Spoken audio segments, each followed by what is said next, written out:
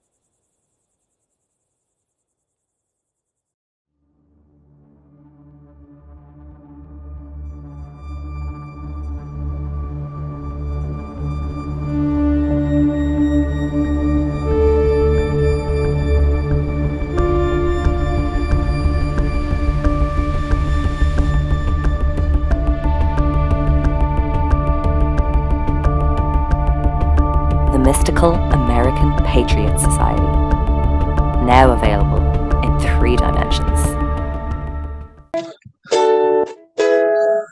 Hey, hey, hey, hey!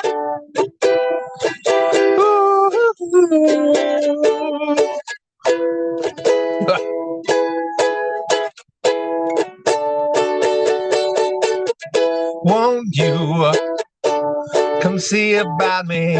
I'll be dancing. You know it, baby. Tell me your troubles and doubts. Give me everything inside and out. And love strange, so real in the dark. Think of tender things that we are working on. Slow change may pull us apart. When the light gets into your heart, oh, don't you forget about me. Don't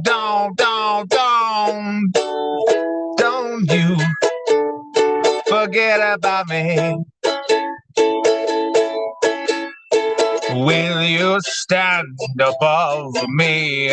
Look my way, never leave me.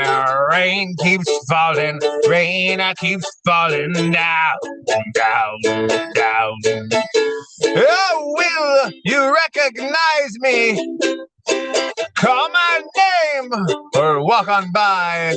Rain keeps falling, the rain keeps falling down, down, down. Hello, Cavi. Do you think are you going to forget about me? I could never forget about you.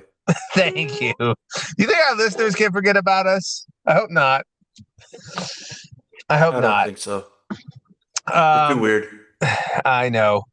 You know, I thought about it was a toss-up between that song and Ballad of Lyman. Have you heard Ballad of Lyman before? I don't think so. Maybe if you started playing it, but the song you played, I've heard. Good. That's rare. It's rare that you hear us.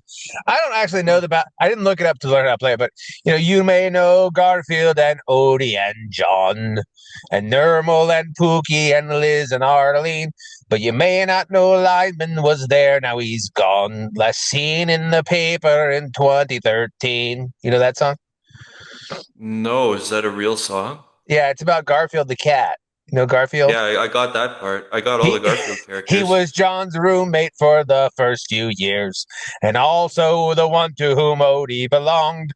But after the 80s, he didn't appear in the comics, at least in the flesh, he was gone. So now you're a dog living with a replacement. A smile on your face, but you're pained and can't face it. No one says his name disappeared with no trace, and your creator jokes that he's chained in the basement. Oh-dee-dee, oh-dee-da. That one, that song. You know that old tune from the sea? That old classic. I don't know the song, but I know all that Garfield lore. Yeah. There used to be. This is the thing. People think you can't forget about people. That's what they think. But the people can forget about all sorts of things. They forget about, Garfield for a time was like the most popular intellectual property in the entire earth, bar none, which is weird to say, but it's absolutely true. Yeah. It's absolutely true. For a while in the 1980s and 90s, the New York Times best-selling list of books, of the top 10, 6 were Garfield for like 3 years in a row. And that is why today, dear listener, the bestsellers list of the New York Times does not reflect the book that sold the most, because they changed the criteria to keep Garfield from winning all categories. And they stuck with that criteria because they thought, well, this seems more highbrow if we add some things in there to like make it so we're not just whatever the stupidest normies are reading. We don't want that to be the bestsellers. Like, because if they did it today by actual number of books that sold the most, it would all just be smut. All of it. It would all be romance novels, which is just lady smut. It's like two people. Minotaurs, werewolves. Lady falls in love with a scimitar, and that sounds painful. They both die. Every one of them is like, I fall in love with a mythical creature, and then both of them die. But so you fall in love with a scimitar or a minotaur or whatever, some kind of tar. Vampire. Lots of smut in between that and the death. Yeah, but it's kind of like, it's more like the tantalization of the smut happening, and then there's the small bit of it, and then they die. And that would be every book. And the New York Times was like, well, we don't want to have that impression of what Americans are. And so that's why today, New York Times bestseller list has very little to do with what books actually sell the most, to be honest. And you can check that for yourself. They used all kind of funny metrics to choose those books, and some of them are just kind of chosen at random by the not at random. They're just kind of the editor's favorite books in a way, and largely because of Garfield. But people forget about. Or you pay. What now? Or you pay to get on the list. You can pay to be on the list. That's correct. And it's largely because of Garfield. And people were so into Garfield. And yet, if I bring up Lyman today, or all those people who knew about Garfield, almost none of them will remember Lyman, who was a main character for 2 years in the comic strip, and then he disappeared with no explanation. And he was only present, as the ballad says, in 2013 there was a paper John is reading in the comic strip, and in the corner of the paper is Lyman's face, and it says, "Have you seen this person?" ? John doesn't even notice it. And that's sort of today's show is memory, and as you see on my slide here, it's have you ever read the book There Is No Anti-Memetics Division? I mentioned it on a previous show, but no, I haven't. I should, because it's come up more than once. It's come up more than once. It's a good. This book it's one of my favorite novels. Not. I would say, just from a critical lens, if I were to step back, I'd say it jumps the shark a little bit halfway through. Like, it gets crazy. I've seldom read a book that gets that bonkers after a while, but it kind of works nonetheless because the starting idea is so crazy. And also so plausible. And also, I think actually one of the reasons I like it is because it is describing a real phenomena, although in exaggerated terms, maybe not, who knows? Because by definition, you would sort of not be hard to notice. It's describing a real phenomena and takes that to its logical conclusions and says, well, how would you deal with that if it was a real thing? And I think it is a real thing. But we're going to talk about today the reality of adversarial thought forms, or Sumo's comprehensive guide to understanding, perceiving, and combating mythological creatures, which is a topic a lot of you need to learn about, because a lot of you have a vague idea that maybe there's a Bigfoot in the world, but that's about where it ends. People's things about cryptids, and they think, and some of them think about demons, like demons are popular these days. Not that the people like them, but it's popular to blame everything on a demon. Oftentimes when it's not even really a demon, in my opinion, just something else. But it's a popular move. Demons are sort of popular. People talking about the ghost of the Nephilim and cryptids and all this stuff. But I don't think they really quite are grokking what we're talking about here. So, and There Is No Anti-Memetics Division is a nice novel for sort of thinking about what it might be. So, I would say this, rule number one on this slide here: ideas exist even if nobody currently holds them. And this is the thing to get. This is like when you understand this bit, you sort of, the rest of it follows logically, if you can understand this. And this is a controversial statement, that ideas exist even if nobody currently holds them. So the idea of a meme, I've mentioned this before on the show too, but it bears repeating.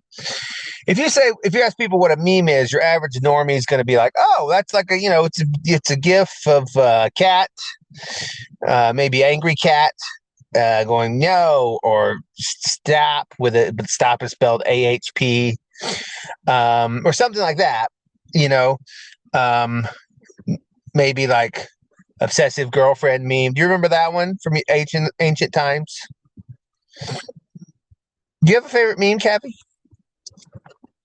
I remember that obsessive girlfriend meme. Yes, that's an old classic one. Yeah. My favorite meme, I like that little African boy who's like, so you're telling me, I like that one.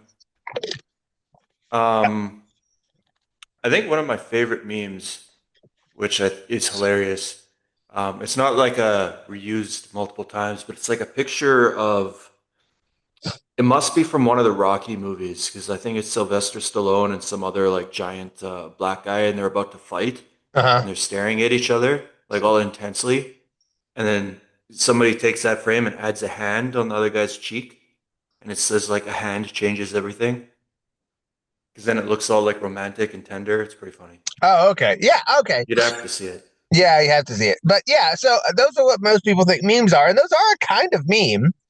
But actually, for this, the irony is laced through the universe, through the narrative of everything that exists and always will and always can and always must. The irony of this is that the thing about it is, Richard Dawkins here, this guy, you know him, Mr. RC, RD rather. He is the guy that gives us this idea of the meme, and it is ironically the thing that most explains everything he doesn't believe exists.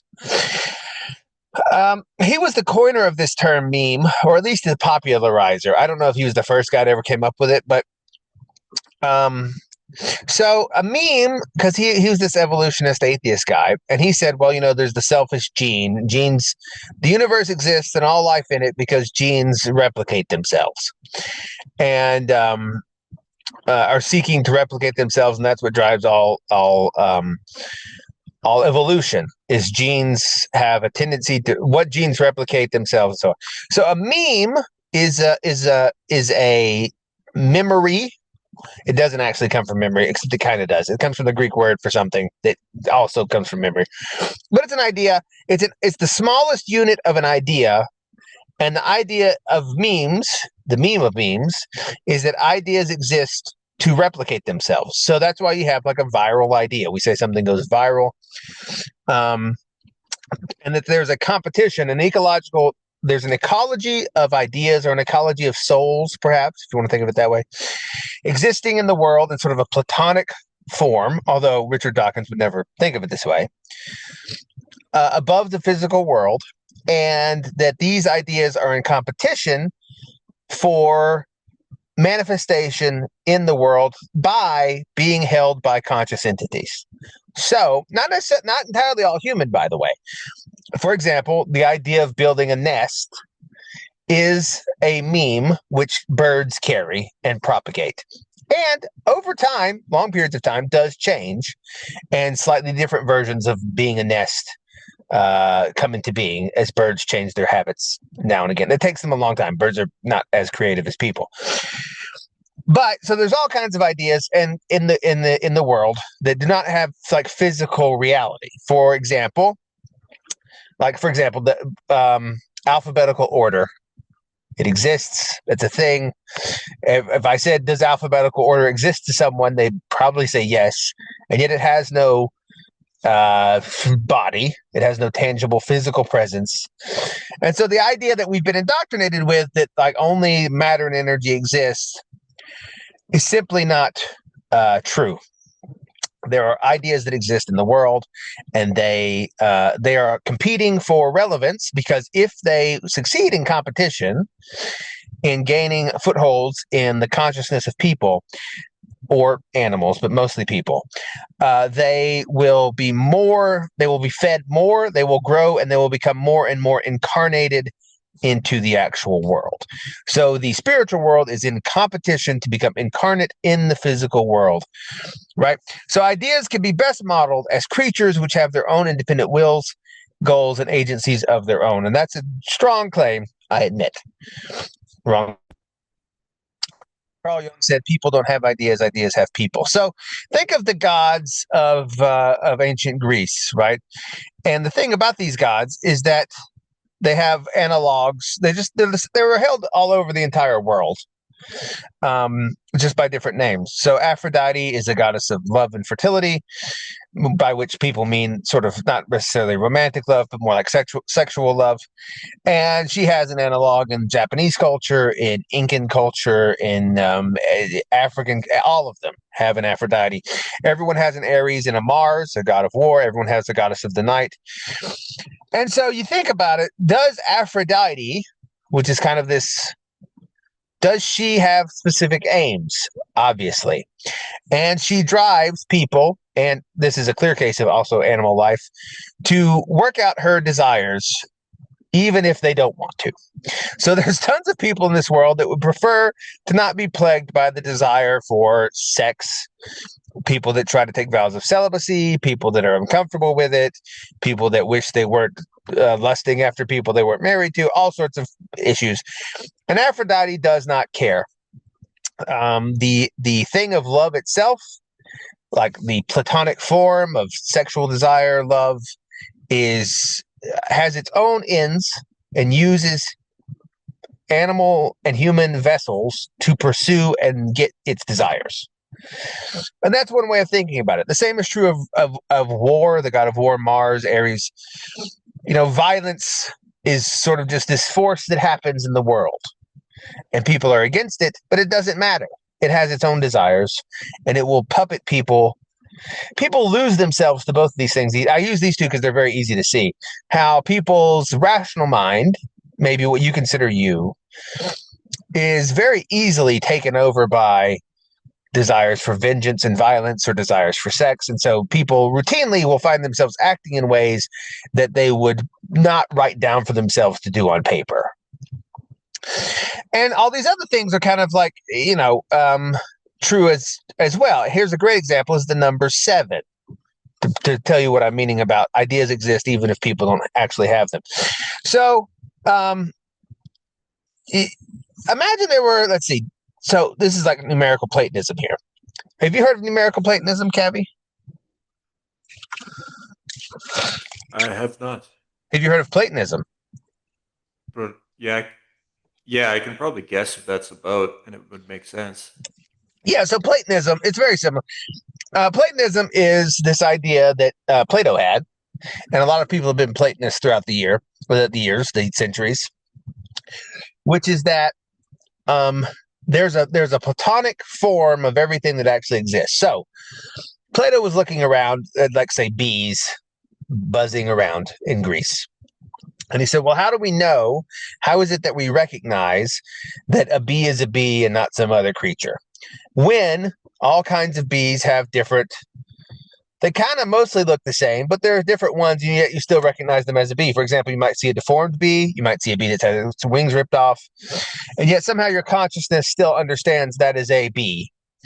And so Plato, or chairs is a great example. That's sort of the default example. There are all different kinds of chairs in this world. Some are made of wicker, some are made of wood, some are made of stone, some are different shapes, some are just whatever. Some have 3 legs, some have 4. And there's probably some with even more legs than 4. I don't know. But he's like, well, what makes these all chairs? And the idea of Plato was that there is a sort of default chair. Like, it's just a weird thing. The form of this essence of chair exists in this somewhere in the realm of the forms, and maybe heaven, maybe not, somewhere. And that other things are chairs to the degree they partake of that essence. And Aristotle further develops this later into substance and accidents sort of talk. Essence and accidents, which is still the foundation of, like, transubstantiation in Catholicism. And a lot of people find themselves actually being essentialists when you bring up things like transgenderism, which is this idea that no, you either like, both sides are actually essentialists. They're just arguing about it. They both believe there is a thing that is a woman, and regardless of whatever your accidents are. Right. So when you say define a woman, they'll be like, well, a woman is an adult human female. Define that. Okay. Well, that's someone with, like, female genitalia and breasts and whatever. And people will then counter and say, well, some people with XY chromosomes have these things because of various medical conditions. Some women with XX chromosomes have had their breast removed because of cancer. Some have had, well, there's always an exception to anything you can throw out there in the world, which is the problem Plato ran into. Like, there's a bee, but it doesn't have wings because they got them ripped off or something, or they just didn't grow. Is it still a bee? And obviously you want to say, of course it's still a bee, but then if you try to logically work out why it's a bee, and the same problem we've ran into with this gender discussion, because what is a something is kind of like, everyone always ends up, even if they think Plato's ideas are silly, referencing some sort of, like, essentialist, like a woman exists and then we kind of know it just because. And the transgender side is really the same argument, except it's like, I am that in essence in my soul. It's just I have all the accidents of a man. And it's a very tangled web we weave. But the best way to see Platonism is that where Platonism is still alive and well explicitly is in mathematics, because most mathematicians are numerical Platonists, meaning that mathematics appears to be found, not invented. We say that Pythagoras discovered the Pythagorean theorem, not that he made it, because it seems very obvious that this a squared plus b squared equals c squared was true from time immemorial and before time existed, even though no one ever realized it, that this abstract principle was there. And yet again, this abstract principle has no physical body. It doesn't exist in the physical world. It is not in time and space. It is not made of matter or energy, but yet it is something that seems to exist eternally regardless. I said here, we have a strong intuition that millions of years ago, again, assuming this is a real timeline, before any humans ever existed, if 3 dinosaurs were in a field and 4 more came and joined them, there would then be 7 dinosaurs in a field, even if addition, 3, 4, and the number 7 had never been thought of before. So we believe that the rules of math would work, even though they are in a sense only in our heads, regardless of whether anyone ever realized it. Even if no one ever came up with the idea of addition, it would still be happening. right? Other examples of this, as I said, alphabetical order, the color blue, sour, time, distance, grammar, syntax. There are innumerable and perhaps infinite things which appear to exist and in some sense be real, despite having no physical bodies or presence in the world of matter and energy. And they appear to exist whether or not anyone is ever aware of them. And they're just lying there to be discovered. Radio waves, presumably, were permeating the entire universe for thousands of years until, and even though they were only discovered in the late 1800s, but we had no idea they were there. But once we came upon them and we recognized them. Now we can see them, but that doesn't mean that they were not there before, right? And so presumably that could be true for any number of things, all kinds of things which we are currently not able to perceive, nonetheless still exist, and they do not require our awareness to continue to exist. Does that make sense so far, Cavi? I know this is a rough startup because I have to get this clear, but then it gets really intense. I'm following so far. Okay. Like, for example, here's a picture of wolves tearing apart a carcass. Wolves don't worship any god of war that we know of. Nonetheless, the god of war has his way through them.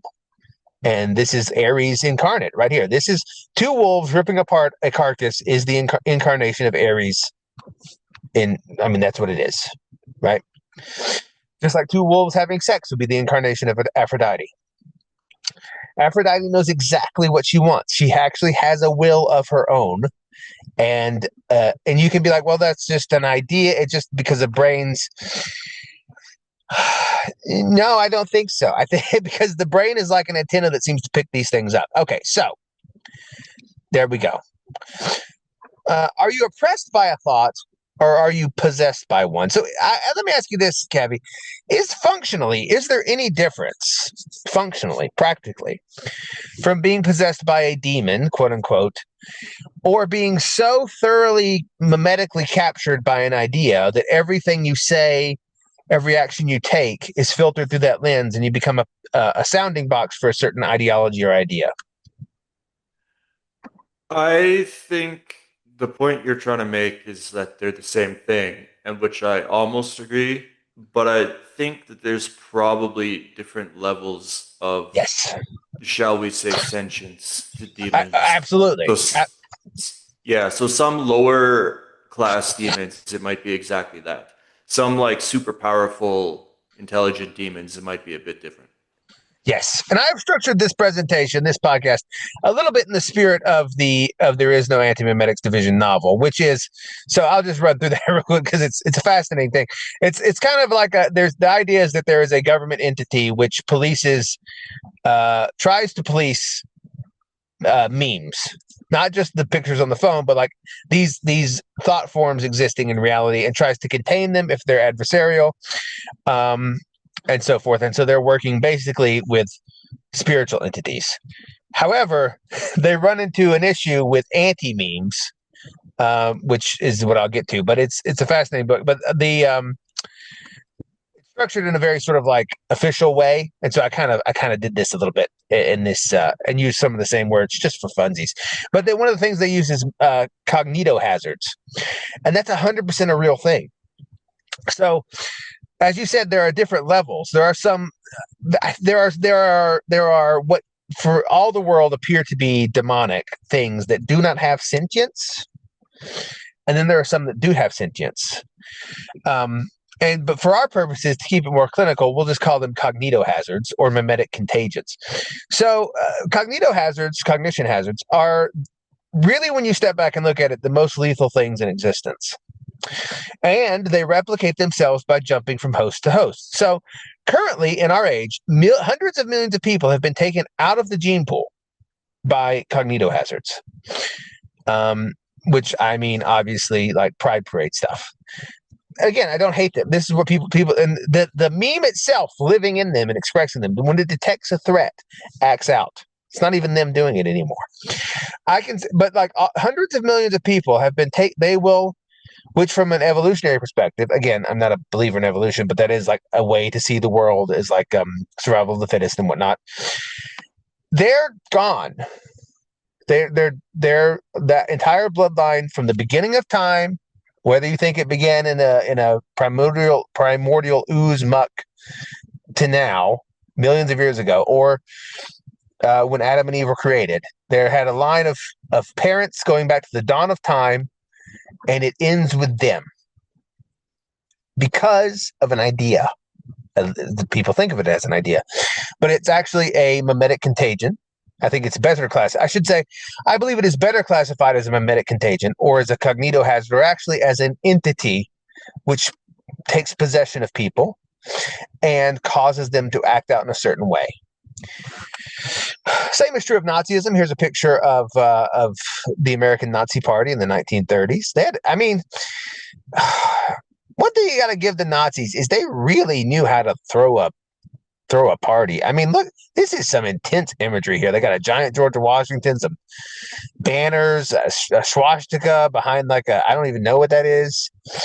But also, this cognitohazard is operant even today. Got hundreds of millions of people killed. Same. I mean, it's from the perspective of passing on your genes, a la Richard Dawkins, what he would think was like, the purpose of life. These are both really bad for people. They make people go away. They kill you. OCD is a great example of this. Like the gods of old, thoughts. So the OCD cycle. Here's you get an obsessive intrusive thought, and you have anxiety about it. Then compulsion, and you do some sort of ritual.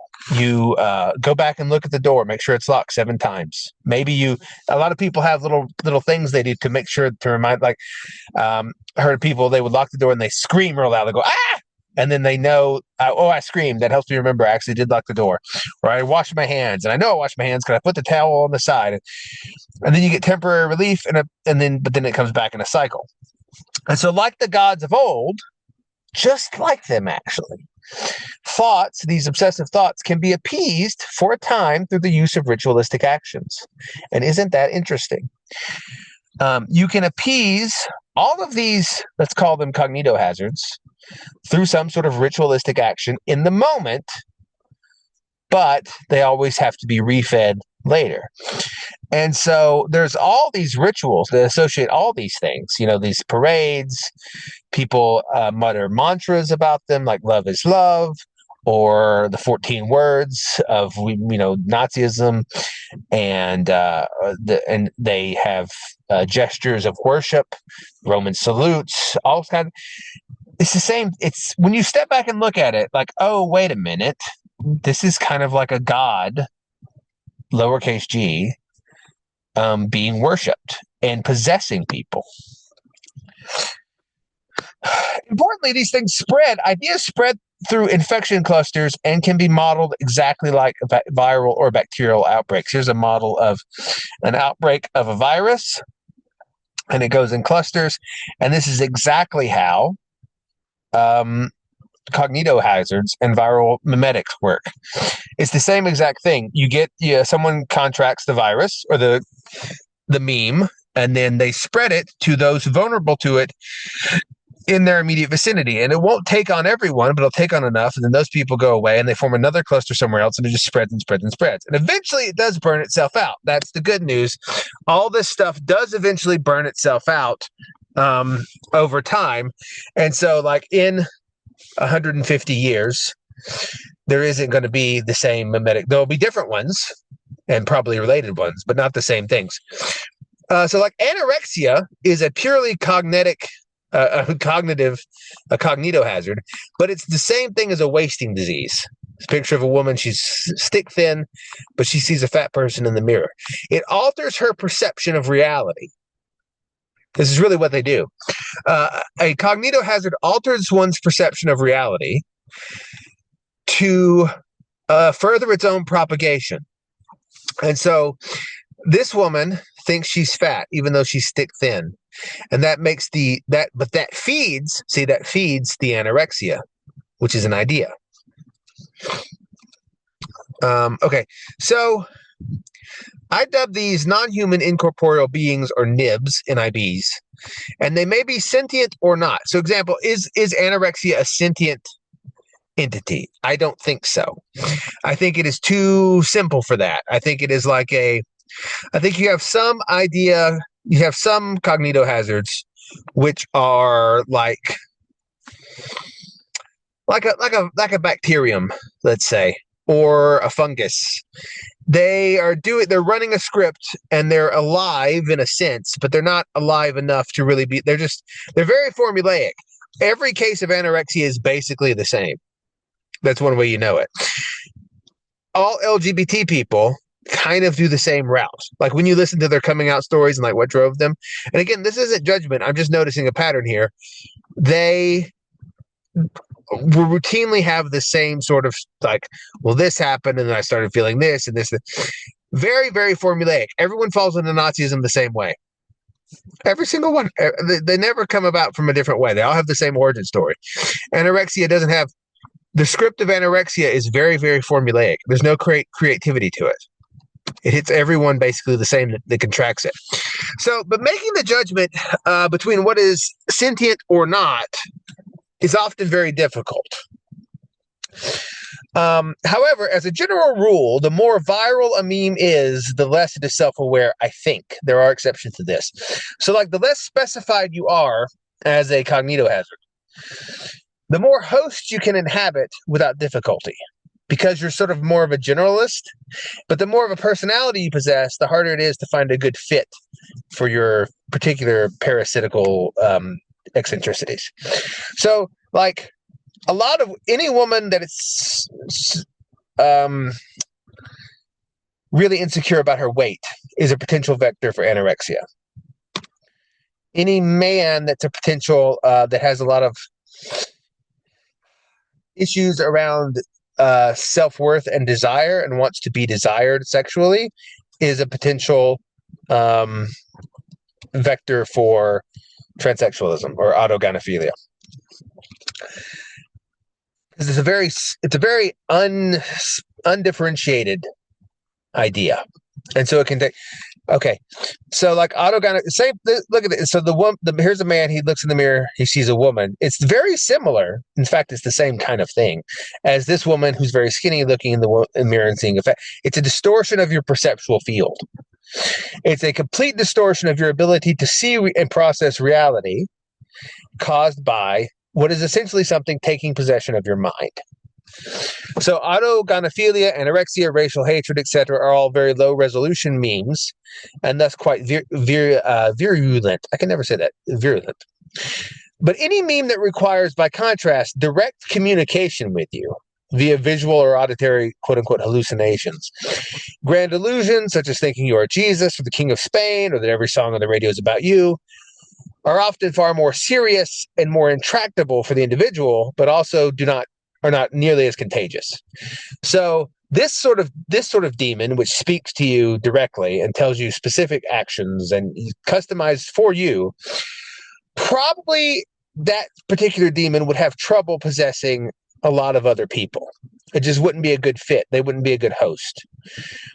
But it's less virulent, but it is more dangerous for the individual and those around the individual who have it. This person can become very violent, can become develop total loss of connection with reality. So the meme seeks host to propagate itself. Thoughts are parasitic. So here's a picture of people sacrificing to Baal, and they're giving it babies to throw into a fire. So the thing that you have to understand about these ideas, and you see it in anorexia, you see it in the autogynephilia, you see it in all of these cases, every one of them. The same metaphysical laws by which our actual bodies are acquired still apply. To grow, these idols must eat. To grow, you must eat. It doesn't matter if you're a plant, a human, a marmoset, a fungus, or a thought form. You have to consume matter, actual matter, in order to grow.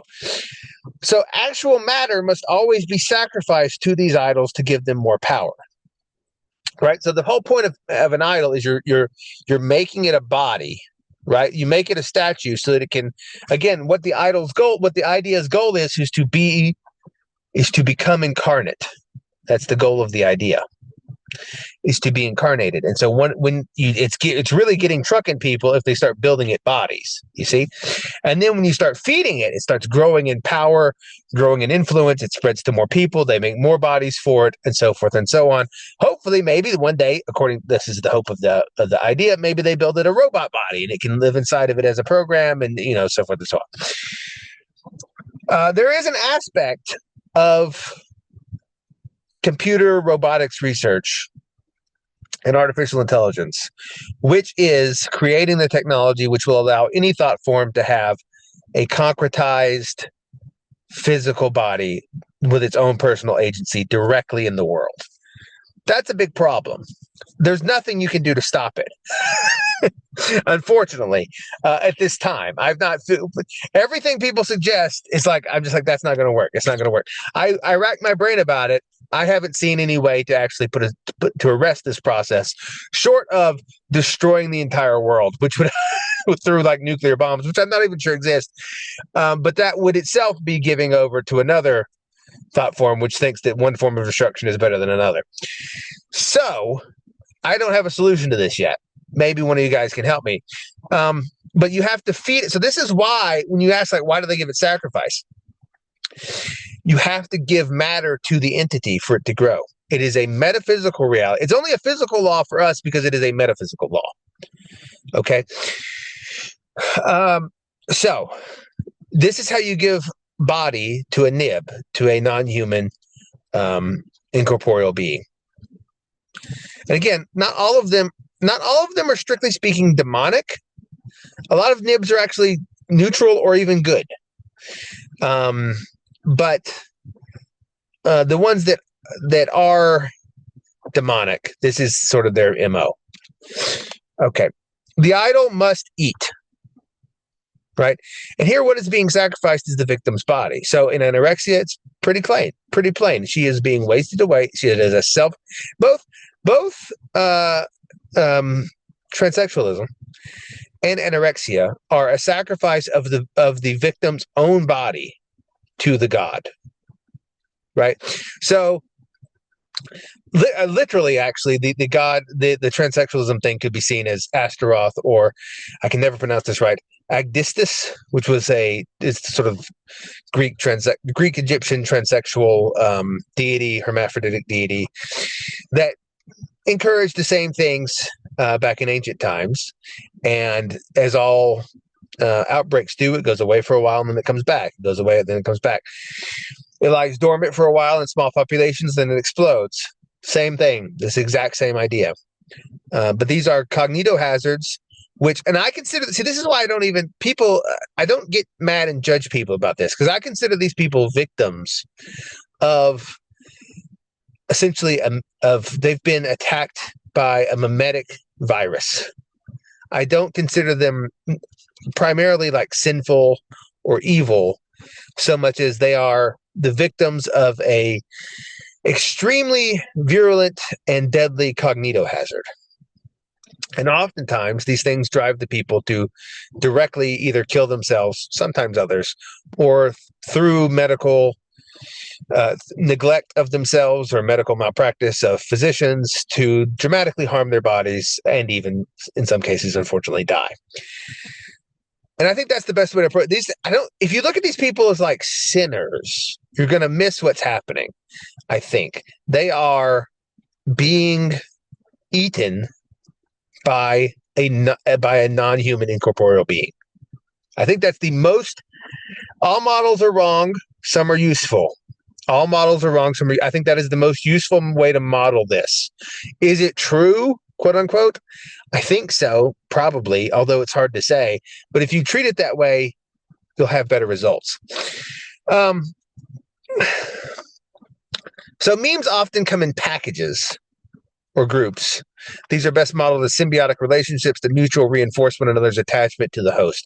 So if you think about it, there's no reason, for example, that all the quote-unquote things which come in a conservative package should be together. Conservatives typically fall on the same way on many issues that have no relation to one another on the surface.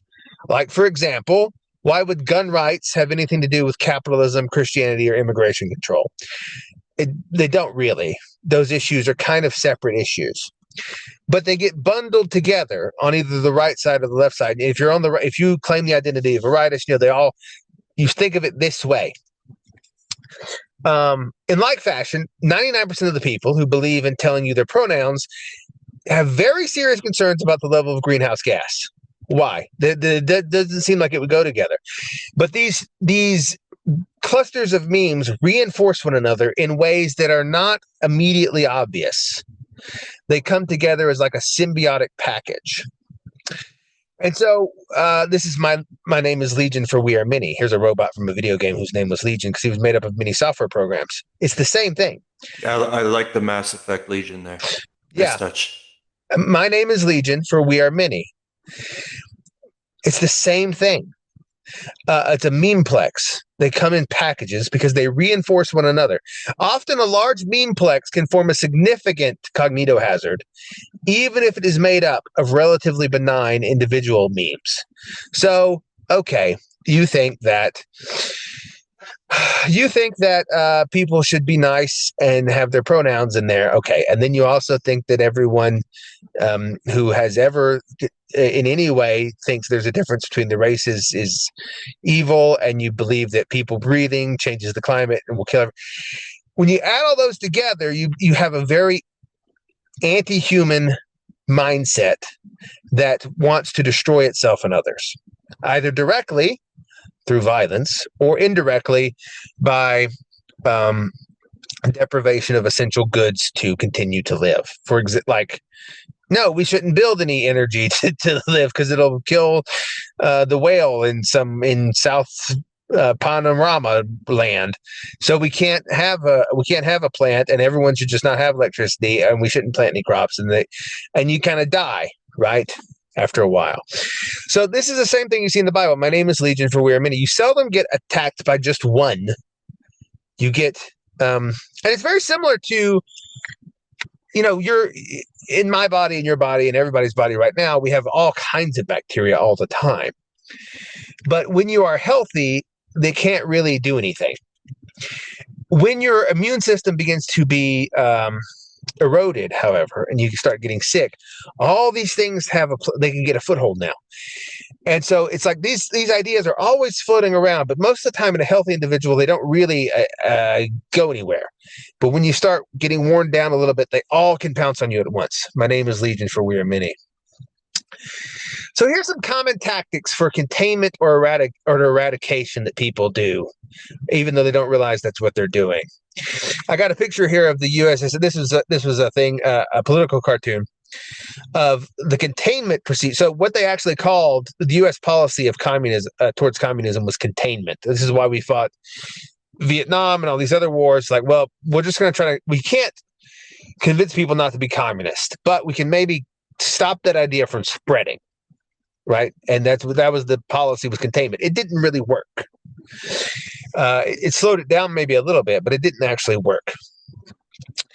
And I see the same things happening with people on the religious right, people on the right in general, and also people on the left in the opposite direction, trying to contain thought forms that they're against. But they're all possessed by thought forms. That's the thing. But the ones that they're against, that their particular demon is against, because there are no allies in hell, they will try these various things to stop.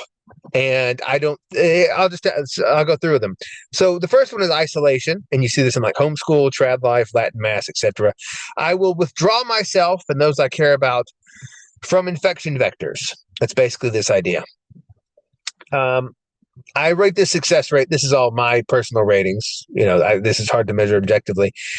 Success rate of this is low to moderate, because what actually ends up happening when you homeschool kids, and I'm not against homeschooling, I think it's great, or when you try to do trad life or whatever, is that the kids that are homeschooled will then grow up and they will have no resistance, usually, when they are able to make their own choices and are exposed to these cognitohazards full on. In my experience, people that are tried the isolation route, try to keep themselves and their families isolated from these things. They end up, it works for a while, but then they end up sort of totally, completely capitulating to it at some point. Not all of them, but enough, say 60%. One of the most conservative guys I knew growing up, church all the time, Boy Scouts, he thought about being a priest or a pastor for a time, in the Army. He became, last time, he didn't tell me anything about this. I just, heard about it through the grapevine, but he was married to a black man living in Los Angeles. And his brother had died of a drug overdose. So that entire family has been genetically wiped off the map by what is essentially cognitohazards. 1, 2, like the party drug culture, because addiction is its own form of a mimetic virus. And and again, I don't hate him or anything like that. I'm just saying that strategy that people employ. Aaliyah, the most famous prostitute on the internet, was homeschooled in a Christian homeschool community and grew up and said, "I'm going to be the biggest prostitute in the world." And people might say that's cherry picking examples. I don't think it is. I think that is a pretty standard thing for the isolation method. I don't think it works very well. You're welcome to try it. Your mileage may vary. I don't think it actually works. Another tactic is inoculation, which is this idea that early exposure to a meme in small doses makes it less exotic and therefore less desirable, like contra-orientalism. It's no longer exotic. I think this has a moderately good success rate. I think if people are, I think if people are exposed to, well, let's say a lot of the appeal early on for people of like the LGBT lifestyle was like going against the grain, doing something new, unusual. It sort of seemed exotic. That's really the appeal for a lot of people in Nazism. It's like forbidden fruit, And when you are exposed to it early on, it has less of a. You may still agree with parts of it, but it is less tasty because you've tasted it a bit, and you're like, well, I don't really need that. Direct confrontation is that this is attempting to, quote, win the debate in the battlefield of ideas, and the success rate of this is abysmal. This does not work. Do not do this. This is fundamentally, because here's why. When people this is the Ben Shapiro thing, facts don't care about your feelings, yada, yada, yada. Wow, the liberals are so stupid. Think of this, and they don't know what taxes are, and all of that, and it does. Here's my big point you need to understand, everyone. Doesn't matter if you're right. Matters not a little bit. No, in no way does it matter if you're right, because what you're actually trying to do is you're trying to combat a viral meme with a far less viral meme. Again, it's the virality and the potency of the idea, not whether the idea is correct. Those are two different things. Or whether that idea is more aligned with virtue. Those are two different things. You're trying to combat a idea with another idea that has far less ability to take hold on people. Doesn't work. I don't recommend trying it. I don't think it usually actually even backfires, to be honest. The other one is circular confrontation. This is demonstrating the undesirability of likely outcomes. So you're not really debating the idea. You're just saying, well, people that do this tend to end up in these bad situations. This is the DARE model, the don't do drugs model. Low to moderate success because everyone believes they'll be the exception. So when you say, oh, well, so many people that transition regret it or commit suicide, or people that do the drugs, they don't like it and they end up dead in a ditch or whatever. Communism always ends up in power. It doesn't matter. Everyone believes they'll be the exception. Always. I'm the exception. That's what they all think. This is slightly better than trying to direct confrontation, but not very good. Holistic health. This is tending to the health of the whole person, ensuring physical robustness via exercise and good food, stable relationships, and emotional strength. This has a decent success rate. If you make the person, in general, less vulnerable to weaknesses, physically, mentally, emotionally, relationally, these things are less likely to take hold. They'll still be in the environment it's swimming in, just like you always have bacteria in you. This is why it's super important. This is the family strength and family, and not family having a support structure, and not in a way that not in a way that attacks these things head on in like a isolation-y kind of, is probably the best route in my opinion. Again, though, you're still in a world of extremely virulent cognitohazards. Success is not guaranteed. The last one I have on this list is suppression/control burn. This is censorship, legally or otherwise banning the idea from public appearance. We saw this on YouTube for several years. We saw this on Twitter, on all of the internet. Conservative places also do this, there's a taboo in place, whether they mean for it to be or not, for speaking about various issues in church and so forth. The success rate of this is good in the early stages of an outbreak, but increasingly less successful over time, to the point of even being useless or even counterproductive. So you can slow down the spread of an idea for a while by censoring it, but as we've seen with the rise of the alt-right opinions, they tried everything in the book to suppress those through censorship, and it did slow the spread, but that just made the idea censorship resistant, kind of like antibiotic resistant drugs. And now it is spread and is completely unchecked. There's nothing they can do, and they're very upset about that. There's nothing they can do, and it's only going to continue to spread. So I think all of this is not. How weird is this so far, Cappy? Not at all. The containment methods all make perfect sense. Good. So this is why I put in this slide, because while fringe recognition of nibs, non-human, not incorporeal beings, is just on the edge of acceptability in religious circles, so long as they are classified as demons. Sometimes this classification is appropriate, other times not, in my opinion. This is not a large hurdle, because proper classification of the nibs is usually not necessary to combat them.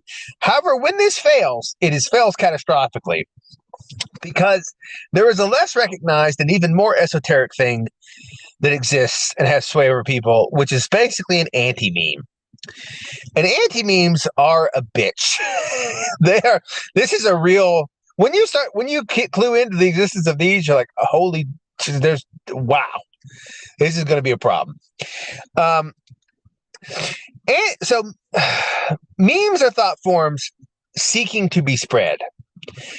Anti-memes are thought forms which actively resist spread and recognition. An anti-meme is a self-keeping secret. So it is an idea that you have, that people have, which they do not know that they have. They think it's just the default. They think it's just common sense. They think it is just, and when you point it out to them, they can't even really see it. There was a great example of this recently with Tucker and Mike Huckabee. Did you watch that interview at all, where they were talking about Zionism? I did not, but I think I heard people talking about it. Yeah, that was very recent, right? Very recent. It came up just in time for the show, really.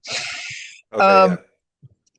Tucker was asking Mike Huckabee is a big Zionist. He thinks Israel should own everything in the Middle East and whatever. And Tucker kept asking him why would it, or like, you think that, okay, why is that America's problem? Why is this whatever? And Mike Huckabee was just like, he just would freeze and shake his head. And he literally at one point said, I don't really understand the question you're saying. He said that verbatim after Tucker was like, why is that, the America's problem?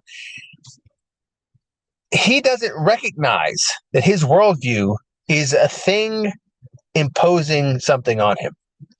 He doesn't even see it as a worldview, really.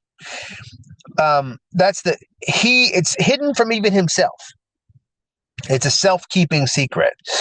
Other people can see it because they're not infected with it. However, there are things which are so widespread, which the majority of the population has, which sort of puppets them like a I don't know, like a puppeteer. It's not the greatest example, but it controls their thoughts and actions, how they perceive the world, and they do not even recognize that it's there. It's like the perfect parasite. Okay, so self-keeping secrets. Thoughts come in two flavors. And in the book, there is no anti-memetics division. Is fantastic for this because they have a memetics division and then they have an anti-memetics division. And it starts out, the book, there's a little bit of spoilers here. The book starts out with someone being summoned to an office and they're like, they pull a gun on this lady as she's sitting in the office. She's like, how did you get in here? How do you know we have you on our records. You have all this classification. No one's ever heard of you. And she goes, I work in the anti-memetics division. And he says, there is no anti-memetics division. And she says, you dumbass, you forgot to take your dose. They take, to prevent themselves from forgetting, they take pharmaceuticals, which enhance and memory and keep you from, it's basically the opposite. It's like extremely strong anti-dementia drugs, which keep people from forgetting things they see and observe. And he has missed the dose. And that, because what they're dealing with is, by its nature, something which suppresses being remembered. These thought forms which suppress being remembered or observed. He has, in the span of one day, completely forgotten that an entire division of his operation exists and everyone inside of it. And so so then she's in the situation of like, it's a brilliant idea. But there are self-keeping secrets. It's perceptual dampening and inattentional blindness. Here's the picture of the invisible gorilla experiment, which I've talked about before. This is an experiment that's been done and repeated several times in different contexts. That viewers are shown people passing around a basketball, some in white shirts, some in black shirts, and they're asked to count how many times either the white team or the black team passes the ball to each other. And this goes on for several minutes. And in the middle of it comes a man in a gorilla suit. He strolls into the very middle of the event, of all the people passing the ball. They actually have to go around him to pass the ball. He does a little monkey dance, and then he shuffles off screen. And at the end of this, they ask participants, okay, how many times was the ball passed? And they'll say whatever.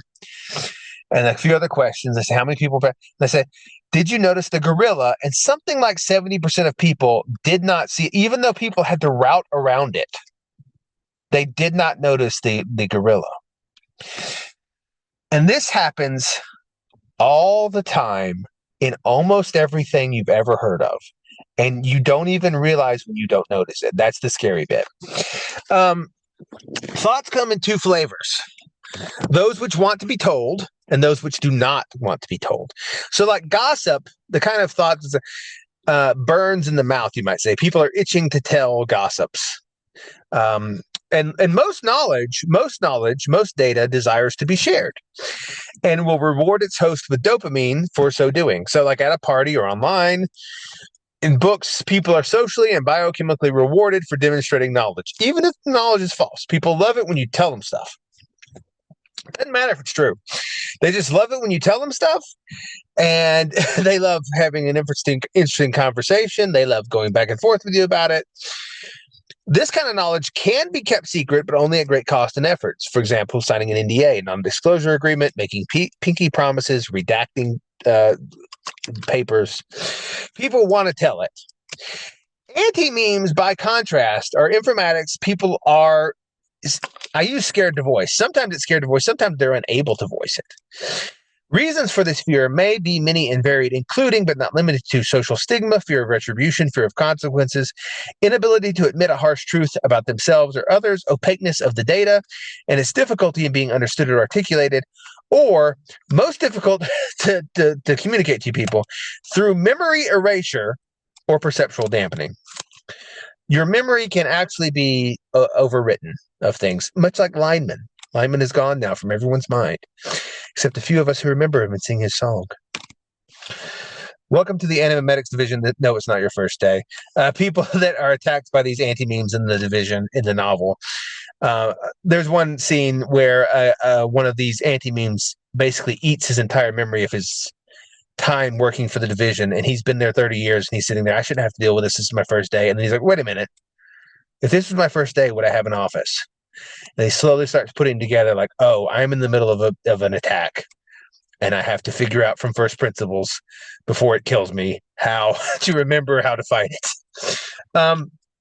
So how is it that you so seldom remember your dreams?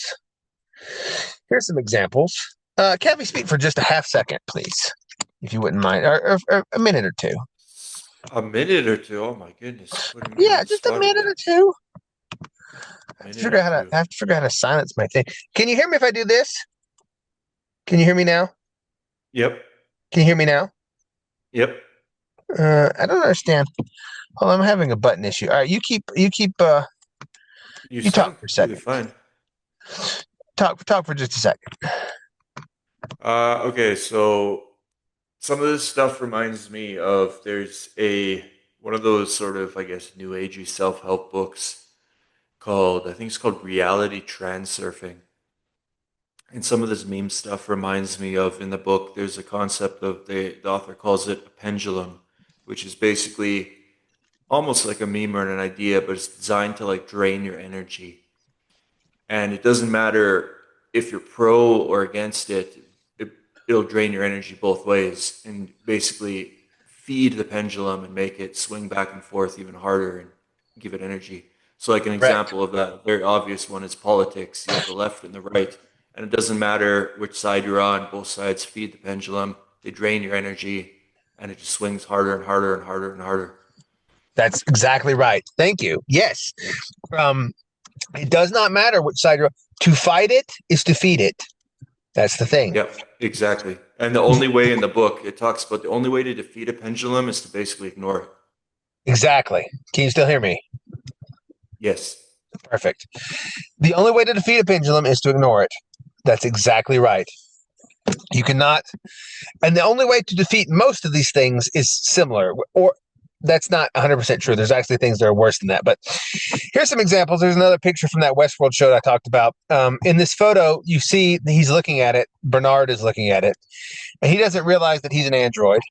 And the photo has a weird missing space on the side. And this is because you're seeing it from Bernard's perspective. He's looking at the photo. And in that photo is him, the human being he was based on, years before he was supposed to have been born, or that kind of age.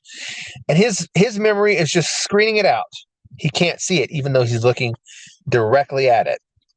We see this exact phenomena in the paranormal space all the time. I had Mike Clellan on maybe a year or two ago now. He was the author of all the UFO alchemy. The Messengers was his book. And it is about the strange phenomena of people encountering, in paranormal circumstances, very, very large, disconcerting owls. OWLS, the bird. And I put these two together here because if you look at a gray alien, which many people think is a spirit entity, and I agree with them, and then you overlay it with like the face of an owl, you can see how you might confuse one for the other. They're not that far off if you make a few adjustments. And so the idea that Matt Clellan had was like, well, hang on, these people, like they disappear for like 3 hours, and they tell you the story of what happened. And they say, oh, I stopped my car because I was going to run into this owl looking over my car hood. And then you say, no owl is 4 feet tall, which is how you'd have to be to look over. And like, no, it was an owl. And then you're like, well, that can't be an owl because owls can't get that big. And then you start going through their memories, and you're like, well, and then the thing happened, and I don't remember. And what if this goes back to what Freud talked about with screen memories? Freud was the first person to bring these up. He brought it up in the term of mostly with rape victims and sexual assault victims, especially when they were young, who had been sexually. Go ahead. No, I just said, haha, young. Young, yes, yeah, why, yeah. Especially when they were sexually assaulted. They often, not always, either completely forgot the memory or were unable to see the face of the person who did it. Like when they thought back, they'd be like, yeah, I remember it happening. But when you ask them, like, who's doing it to you? They're like, I can't see their face, which is a wild thing to like be. We have trouble imagining that today. Or people that have done great evils, like the rapists themselves would often like block that out of their. It's a psychological defense mechanism. I can't be that evil, and I couldn't have had that level of evil done to me. Otherwise, it has all these consequences about like who I am, the nature of God that would allow such a thing to happen, and so forth and so on. Blocked out. Perpetrators of genocides don't often legitimately don't even really remember it happened. They do in that it's like screened over with something else. And Freud came upon this frequently in his work. And this is memory erasure. And my claim to you is that there are entities in this universe which, as a primary method of their own self-protection, erase or obscure your own memories of dealing with them. And that's very scary. But I think that we have evidence to suggest that that's kind of true. So there's a mechanism that exists, but it's not yet been really described, whereby vivid experiences can be immediately erased from conscious memory. We see this happen. It's readily observed in the recession of the dream from waking recollection. So you wake up and you have this very intense dream, very vivid, but then it's just like gone instantly. You're like, what was I? And it seems so important. And then maybe it made your heart rate race and you're like sweating and you wake up like, what? This crazy experience you have in your consciousness just goes away. You can also see that this can also be induced pharmaceutically with drugs, alcohol, or sufficiently intense trauma. So I wrote at the bottom, it is repugnant to consider but possible that Epstein et al. Effectively screened out the memories of their own crimes as a defense mechanism of the ego. I think that is a possible thing that happens. What if everyone has seen Bigfoot 10,000 times, but you're unable to remember it? Only 1 in 10,000 people are able to ever remember it happening. About the same ratio as the amount of remembered dreams. If you think about all the dreams people have every day collectively, probably 1 in 10,000 get remembered. Probably 1 in 10,000. This explains this idea that in the paranormal, that once you stare into the abyss, it stares back, because memory and recognition are skills that can be trained, and the mind can be tuned to focus on and perceive different things. Hence, one person says, I've never seen anything paranormal, and another says the supernatural happens every day. Let him with eyes to see. What if Bigfoot is fuzzy for the same reason your memories are? And this is a picture of the famous Bigfoot photo of what were their names? Doesn't matter. But they I think this was actually just a guy in a suit. But my point is that paranormal photos and things are fuzzy for the same like a physical manifestation of the same metaphysical law, that it is data erasure happening in real time. Just from, and I have seen this with my own eyes on actual electronic equipment, and it's very disconcerting. So this is an AI image that I made of a thing that really happened to me. It was pretty close to this exact photo, except there was more cows. So I've told this story on the show before, but I never had a picture with it. But this is kind of what it looked like. So I was about 14. There was a friend staying over the night. It was a weekend. We were staying up late, not going to bed. And we were just out there jumping around on the trampoline in the middle of the night. And this trampoline that we had, it was underneath a street light in the middle of a cow field, which sounds weird, and it was weird in retrospect. But this light had been put there for some reason. It was my grandfather's property. He'd given the land to my dad to build a house on, and this light had been put up there at the end of the property. Anyway, it still worked, even though it no longer served that purpose. And so it was on, and we had it under the trampoline. So imagine a giant field in, say, the middle of Iowa. It wasn't Iowa, but it might as well have been. And there's cows in the background asleep on the floor, on the grass. And then 2 boys jumping on a trampoline under a starlit night. Everything is black except the trampoline that they're on, for all that you can see. And I saw these two headlights come from a distance, and I thought there was a hill over there. And I thought at first they were coming from down the hill, but as I got closer, I realized they never descended the hill, which they should have done. And then me and my friend looked up in the air, and there was a black sphere that was opaque. You could not see through, from which these two headlights were coming. And it got closer to us, quite close. I would say within 200 yards, but vertically up in the air, completely silent, no noise. Then the lights went off and the sphere blinked out of existence, or at least we stopped being able to perceive it, which I think is more likely. We stopped being able to perceive it for whatever reason. And then we went inside and we forgot about it for roughly 15 years. And I know that is a strange statement. But it's true. We never talked about it. It was just kind of like a thing. And then as I started thinking, like, did that happen? What happened? And then I would get, and then I'd say, oh, that's stupid. And then I'd move on. And then when I was like maybe 32 or something, I mean, it was a while. Like I said, this was like 40, maybe my late 20s. I don't remember. I got on, I hadn't seen this guy. I after this shortly transferred to a different school. I hadn't seen this guy in ages. I looked him up on the internet, on social media. I messaged him. I said, hey, I don't want to spoil the outcome of this. But one night we were jumping on a trampoline when you were over at my house. Do you remember anything that happened about that? And he described this exactly to me without me telling it to him 15-ish years later. I never mentioned it with him before. And I was like, that's exactly what I remember. Thank you. And I don't know how to, something about it resisted being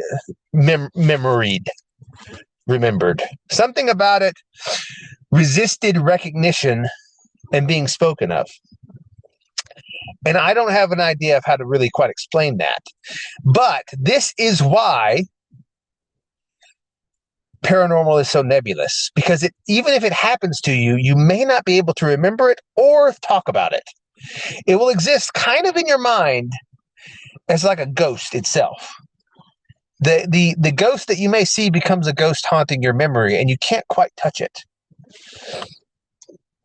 Ask someone if they've ever experienced anything weird, and they will almost always respond no, but if you keep probing, they will most of the time remember like the craziest things you've ever seen. You know, I was talking before Christmas with the Red Power Ranger, who was the original Red Power Ranger, not the guy that you saw, but the guy that did the jumping around in the mask. Two different guys. Not the guy that played him. And we was over at a listener's house actually, and his uncle turned out to be the Red Power Ranger, and that was kind of fun. But he was, we brought up a few of these things, and he was asking me about the show.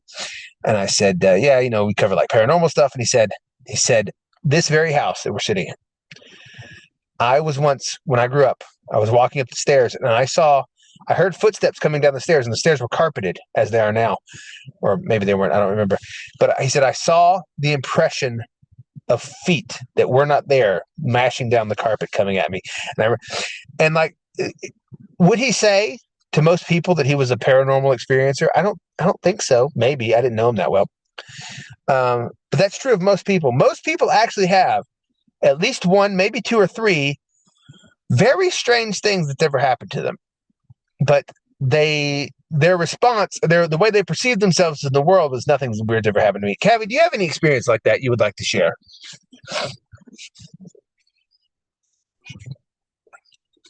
Cavi. Is Cavi there? Am I there? I'm here. You caught me. I had to run away for a sec. Okay. Do you have any? I heard you the whole time. I don't. You asked me that before, and I have zero weird stories. Yeah. Okay. All right. You are Canadian, and I think less weird things happen to Canadians. I don't know. Maybe that's a good thing. Maybe. I also think part of it is for most of my life, I was like super skeptical of everything. So I think that might have blocked some stuff from happening, maybe. I would contend that it doesn't actually block anything from happening. It blocks you from experiencing it or from perceiving it. It becomes an invisible gorilla type thing. Maybe. Here's some examples. My wife did her degrees in psychology. And one of the first things we did when we started dating, she was in college, she showed me a change blindness thing, which was part of her research. And here's some documented examples. These are very popular examples, but actually you can do some very crazy examples of this that will blow people's minds about how much they don't notice. Change blindness is a form of inattentional blindness in which 2/3 of individuals. So what happens is this is an example. You videotape this. This one in particular was done in 1998. You have a guy come up and you say, hey, can you give me directions to this place? And the guy starts, the subject that is being experimented on that they don't know that they are, will start giving directions. And then while they're giving directions, something will come to interrupt their, get between them and the person they're giving directions to. A classic, like two guys carrying a big door, like you see in the cartoons, will walk between them. And when that happens, the guy he was originally giving directions to will follow the people in the door and go away with it. And he'll be replaced by a completely other person. And the guy giving the directions will not notice that they are now giving directions to a different human being. In most cases, some people do, but most don't. And they really pushed this to see how different could they make the people. You could, of course, you got the rates of people noticing increased the more the changes were. But there were still quite a lot of people that did not notice the change happen, even when you change the person's race or sex. So you could be talking to a white man, a door comes by, now you're talking to a black woman, and a surprising number of people would just carry on like nothing happened. And if you ask them, did you notice? They're like, what are you talking about? Which is weird. You can also you can show people like movies or images, and you can do this. You can show them a picture for about a minute. This was one of the things my wife worked on, actually. And so, like, I have a picture of a church here, and in the back is one of the towers of the church. And it's over the course of the minute, if it moves slow enough, you can completely translate the position of a part of a building from one part of the frame to the other, and you'll never see it happen. What she actually did with me, have you ever heard of the castle Neuschwanstein? Not at all. It's the most famous German castle, Neuschwanstein. It's the one that Disney Castle was based off of. Beautiful castle. And she actually made one of these where the main tower of the castle disappears while you're staring at the photo. And most people, including me, didn't notice it happening. So it's not that these nibs, thought forms, etc., don't exist. It's you simply cannot perceive it or remember it. Many of us are being haunted by anti-memes, which, when you think about it, is one of the scariest things. That these things are actually, what I'm positing for you people is that things like Bigfoot, UFOs, aliens, demons, ghosts, etc., all exist, but most of the time when you encounter them, you don't remember them, but that doesn't stop them having effects on you. And in fact, they may come to rule your entire life such that you have a completely altered perception of reality, and they start eating your body, which is scary. But see, the brain is a filter. That's the brain is a receiver and a filter of consciousness, because this is a weakness that we have, because it's a strength that we have. Because imagine if you remembered everything and you couldn't tune out anything. Imagine if you couldn't. Some people have this. This is actually one of the things of autism, hypersensitivity, inability to tune out things. Like, they can't focus if there is any sound. Their just brain fixates on it. Like, oh no, or if they're wearing a shirt that is too scratchy or something, they just cannot. The brain can't filter that out. Most of the time when you walk around, most people, and they're wearing their clothes, you're not consciously aware of the clothes touching your skin. Some people with autism can never not notice it, just all the time. If you remembered everything that ever happened, you would sort of instantly have irreparable brain damage and total ego death. I mean, like, imagine you remember everything. You remember the location of every item on your desk. You remember everything you passed by on the road. It's just like, it's too much data. There's apparently people who have a condition where that happens. They have a condition where it's very strong, but they do, if you test them on it, I mean, they have a better memory than most It's people. not 100%. It's no, it can't, in fact, can't be 100% because you can't.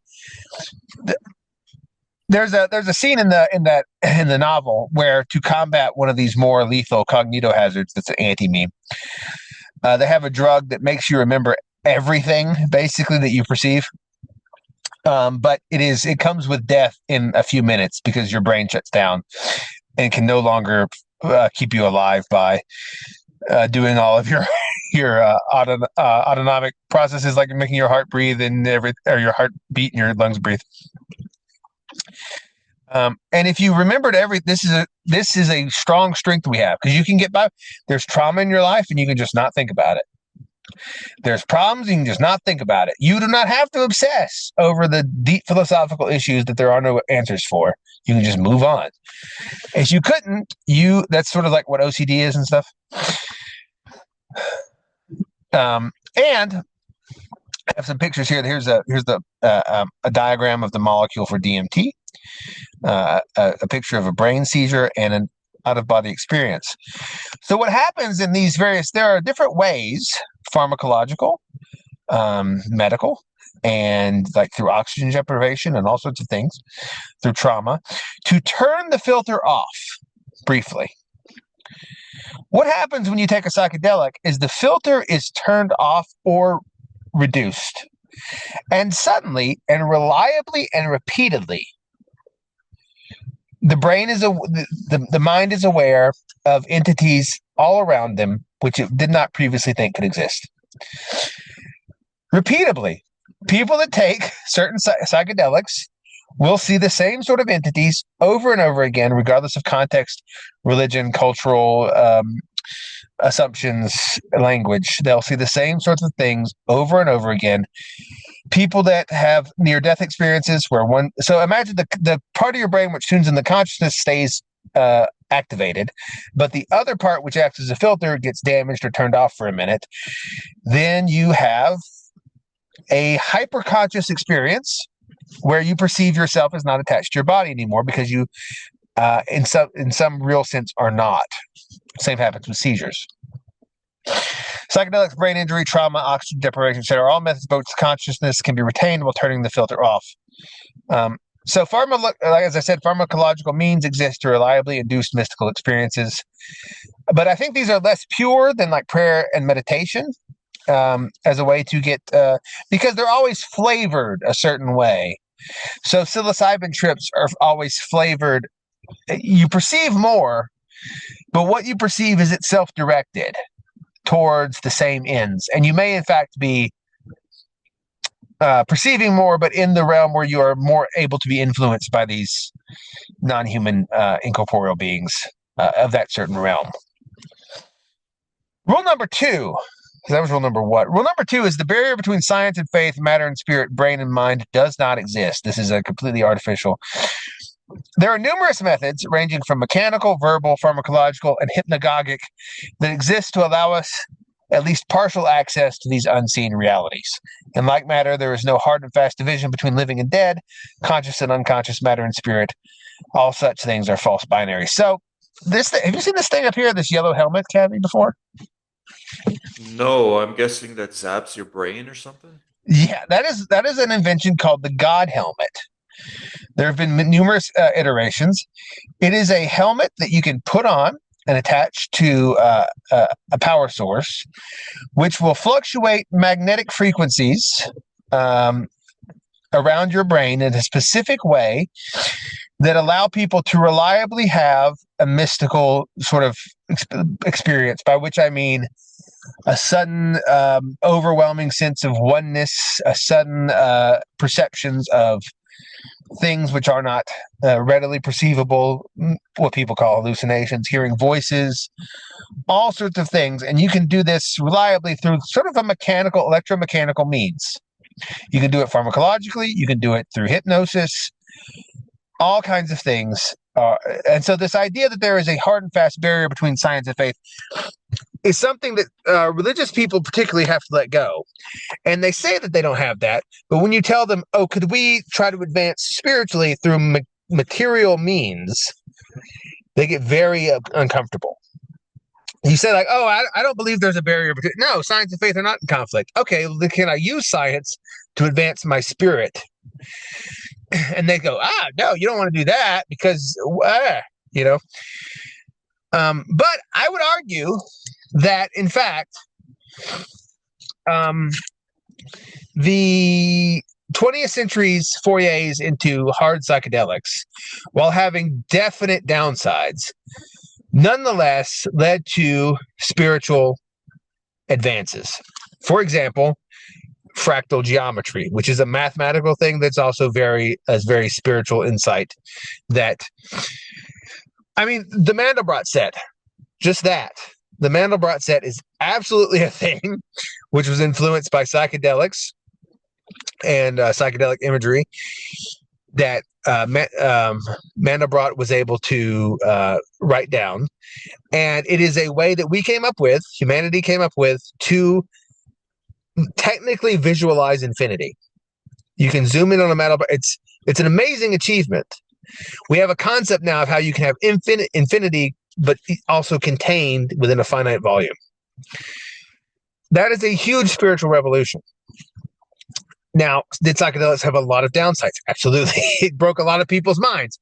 I'm not saying this is a safe thing to do, but it is a thing that can be done. You can advance in the spiritual realm through pharmacological means, through physical means, through electromagnetism, through all these different things. There is no barrier here. And likewise, spiritual things can influence the physical world. Here's a DMT machine elf. 3 of them, actually. And if you go into a Mandelbrot set, you see things that look just like this. It's crazy, but it's actually true. The Mandelbrot set, when you zoom in on certain places, you will encounter entities in this visualization of mathematical formula, which look identical to some of the things that you will see on a DMT trip. And here's the thing, with the correct pharmaceutical, anyone can access and speak with various nibs in under 5 minutes. When I say that this is a real phenomenon, it's a repeatable phenomenon. We can do this. It's not something that, people are like, no, you can do it. If you take DMT or some other thing, in about 5 minutes, you can be speaking with something which isn't human and doesn't have a physical body. I believe these things are as real as the number 7. I think they continue to exist even if no one has conceptualizes them. I underline this. They are not to be trusted. I do not. They're real. I don't think they're to be trusted. Nor do I recommend speaking with such entities. Many who have done so have contracted lethal mimetic viruses, many highly contagious. As I said, the psychedelic revolution had some positives. It also destroyed society in a lot of ways. But you take the good with the bad. I don't think this is a thing to be done only by a professional, and even maybe not then. Here's an aside. This is a case study of a woman with lethal earworm. Do you ever get earworms, Cavi, where you can't get a song out of your head? Oh, I thought you were talking about like literal, some kind of parasite for a moment there. No. I've had songs in my head, but like they'll leave after a bit.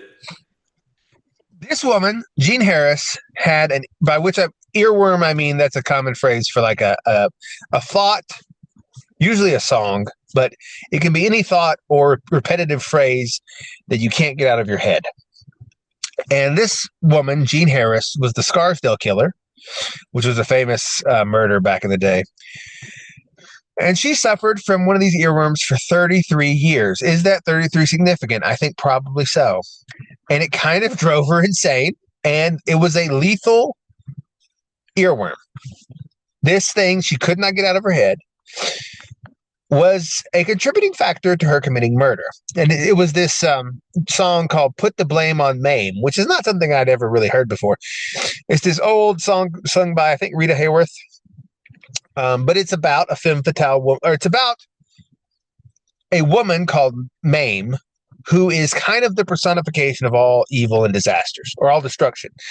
When they had the earthquake in San Francisco back in 1906, they said that Mother Nature was up to her old tricks. That's the story went around town, that went around. But here's the real lowdown. Put the blame on Mame. Put the blame on Mame. One night she started to shim and shake that brought on the Frisco quake. So you can put the blame on Maine, boys. Put the blame on Maine. They once had a shooting up in the Klondike when they got Dan McGrew.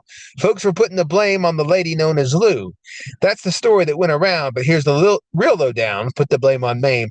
This Maine character is like this femme fatale character that has caused all the destruction in the world, from minor murders to earthquakes. And a woman was infected by it, and she committed murder. On the spiritual plane, actually, you mentioned they may actually look like worms. Psychics, you can believe psychics or not. It doesn't matter. But people that are psychic or claim to be routinely report being able to see what look to be entities attaching to people, kind of like leeches. So the study of earworms provides a common sense, relatable structure from which to understand how the physical, mental, and spiritual are connected. So this is a mental / spiritual malady this woman had, and yet you can cure this with physical means.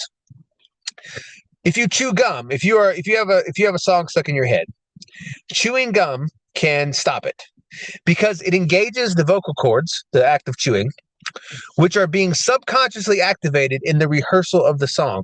So even though you're not singing it, when you're going through your head, the neurons which connect to your vocal cords are kind of activating anyway. And if you disrupt them, you can make that thought go away. You can also have cure songs. Two popular ones are God Save the Queen, Happy Birthday, which provide a competing meme, which cancels out the first, sort of mathematically speaking. And that's actually how, in the end of the novel, this is a big spoiler, but I don't think a lot of you are going to read it, though you should. They are confronted with the ultimate mimetic virus. It is a idea of the true nature of humanity, which is negative, and it is extremely virulent. And apparently, no one can come up with an idea why it isn't true. Kind of like what we have today, put on steroids times 100. So imagine an idea where, like, humanity's a virus, everything about us is bad, we're incurably evil, we are only towards degeneracy and all these things. Okay, imagine all that cranked up to 1,000, and everyone gets it at the same time. It's extremely, and the earth kind of descends into hell. Okay, the way that this is beaten is by, they have to create, using technological means, actually. They find a person that has the seed of an idea which is more transcendent than that. The human brain is not capable of articulating it. It's an element of faith inside a person that actually know good is stronger. That's basically what this seed of idea is. And they build a technological thing to amplify that 10,000 times. And what happens is, basically, it becomes almost a mathematical computation, where there's this evil idea out there, and all of its lemmas and postulates and assumptions are put forward, and this other idea that's amplified cancels each one of them out. No, that's not true, because there's not. And actually, the way the bad meme is defeated is not by out debating it. It's not by isolating yourself from it. All those methods fail. It is by transcending to a plane where it is obvious that it is not real. Because the idea persists, even though it's not true, the idea persists. But from a higher vantage point, it is made clear that actually this is a fake. What it's claiming is not true. And then when it's shown to be not true, the entity itself dissolves into nothingness because it realizes it never existed. And that's one of the things I keep telling people, no, that's fake. It's fake. The only way you combat it is if you go higher and say, that's not even there. It's not even there. But to the degree you believe it's there, it exists and controls you, which is a weird paradox, but it's absolutely how the world works. 100%. A lot of the things that people are afraid of and live their life dominated by do not exist, but they do exist if they believe them. And if you can go up higher than them and you look down and you say, that's not true, They just evaporate into nothing. You can also cure earworms with psychological evaluation of why the emotional valence of the song and why you may be resonating with it. And actually, to the other side, persistent earworms are actually associated with cancer. People that have, which is really weird, but this is what I'm trying to drive in with this aside, is that the spiritual, mental, physical are all connected, and you can address a mental or spiritual issue through physical means, or the mental spiritual issue can have physical results. Physical, pharmacological, electrical, mental, it's all different sides of the same thing. And here's an example, if people are still not with me on this. Punch and the invisible host. Here's Punch the monkey, and here's a picture of Elijah with the invisible host. So in the Bible, this principle of things you can't perceive being all around you is laid out very clearly. Elisha says to his attendant, Elisha and his attendant, his servant, there are two men, and an entire army comes against them. And his servant starts freaking out. And he says, but Elisha says to him, do not be afraid. Those who are with us are more than those who are with them. And he says, Lord, please open his eyes. And in that moment, he is able to perceive. And he looks. And all around the mountaintops around them are chariots of fire, angels, beings with flaming swords. They were always there, but you could not see them. You were not able. Only someone of a certain mental spiritual register or attunement could see them, just like the invisible gorilla. It's actually, it would not surprise me. And you see this also with like ghosts. Like sometimes cats or dogs or children or very small infants, this is a very common classic example. In a haunted house, a cat will freak out and start screaming at the corner. You're like, what's there? And like, only later people start feeling the effects of some poltergeist. It's not that it's not invisible. It's not that it's not visible. It's literally that you can't perceive it but not because of your senses, your sensory faculties, because of your attunement of your mind. You could see the gorilla with your eyes, but you couldn't see the gorilla with your spirit. Seeing they do not see, hearing they do not hear. Okay. So like angels, if angels exist, they do so beyond normal human perception. However, if biblical accounts like this one are to be taken seriously, this may be a failing of human consciousness rather than our senses. Angels may be an anti-meme themselves, whose very nature is resisted by human consciousness. So like the way we are right now, perceiving them is resisted by, and again, that doesn't mean they're not there moving, because people would say, oh, well, I would see them moving stuff around or whatever. No. People did not see, even though it was happening right in front of them, they did not see people going around a gorilla to pass a basketball, physically having to move around him. Didn't notice it. It's very upsetting because you want to believe that you know what's going on, but we have a lot of reasons to think you don't. Fallen angels, if angels are real, and if there are fallen angels, presumably it falls into the same thing. Only people of the right mind can perceive a demonic spirit, right? But that doesn't mean that it's not actually in the visible spectrum. That's the crazy thing. It may be fully in the visible spectrum, but you cannot see it, just like you can't see the invisible gorilla or numerous other things that you never notice. However, there's another possibility, which is that full existence of these entities and other nibs in three-dimensional space cannot be assumed. So they may exist only in part or part of the time in our reality, quote unquote, and the rest of the time they're beyond Cartesian coordinates. And presumably no amount of awareness of the senses would allow detection of these forms at that place. So, were you familiar with Punch the Monkey? I put him down here too. Nope. Okay, he got popular this week. Punch the Monkey. I think a lot of our listeners probably noticed him. He tore the hearts out of all kinds of women all over the world because he was a monkey in Japan in the zoo, and he was abandoned by his mother. and raised by the caretakers. I don't know why his mother abandoned him, but she did. She didn't like him. She wouldn't take care of him. So the humans at the zoo had to take care of them. And they gave him this stuffed monkey to be like his surrogate mother, and he would cling to it and hug it. Very sad. But they reintroduced him to they were trying to get him introduced to the monkey population. But he doesn't know how to be a monkey. He doesn't know monkey social norms. And so when they introduced him, and he probably smells of human, and they introduced him to the other monkeys of his species in the enclosure. And they were very mean to him. They started beating him up, not too hard, but they would like throw him around, and they all rejected him too. Because he doesn't know how to be, he's never lived with monkey. He doesn't know how to be a good monkey, right? It's the equivalent of someone that's been raised by aliens coming. I mean, it's like crazy. And he would run back to his poor little stuffed monkey, and he'd hold it and try to like find comfort in it. It's very sad.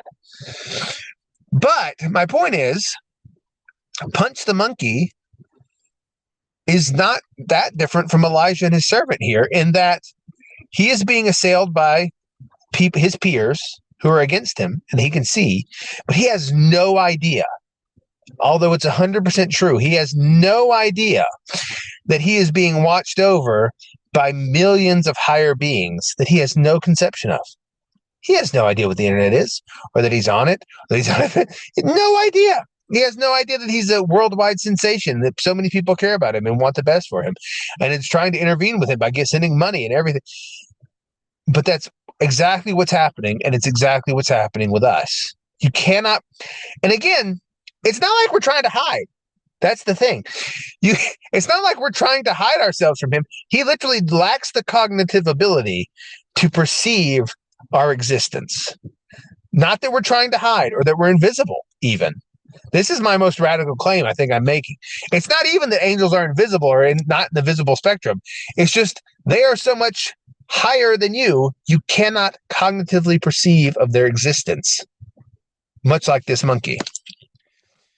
Let me scroll down a little bit. Here's a guy with he's picking up ants on a stick. He's not hiding.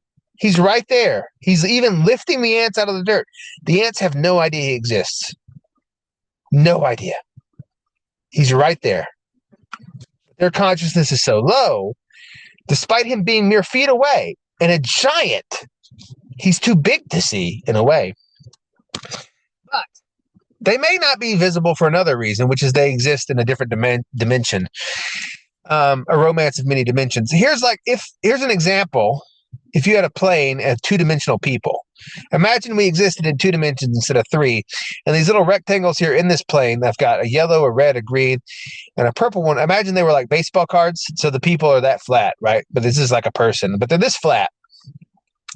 And we live and we go about our lives in this 2-dimensional plane, and this yellow one comes over here, and he talks to the purple one, and the purple one comes down here, and he proposes marriage, and the green one rejects him, and she goes over to the red one, and she marries him instead. And there's a terrible love triangle, Pythagorean love triangle on this plane. All this stuff has happened, okay? But if there is a higher being who exists beyond that in 3 dimensions, this nib, I'm going to call it like a which kind of, if you have a sphere up there, it kind of looks like wheels within wheels, kind of an angelic thing already, really.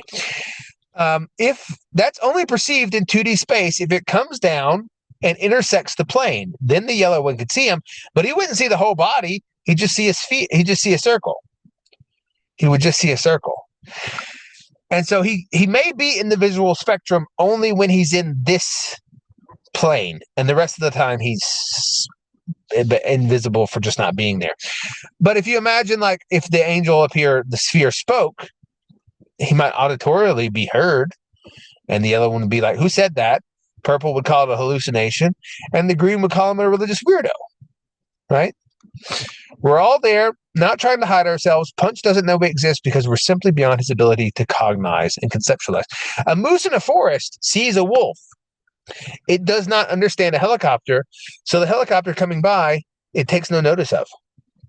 It may look up at the sound, but immediately forgets it. That's basically what happened with me in this UFO. You look up at it, and you immediately forget it.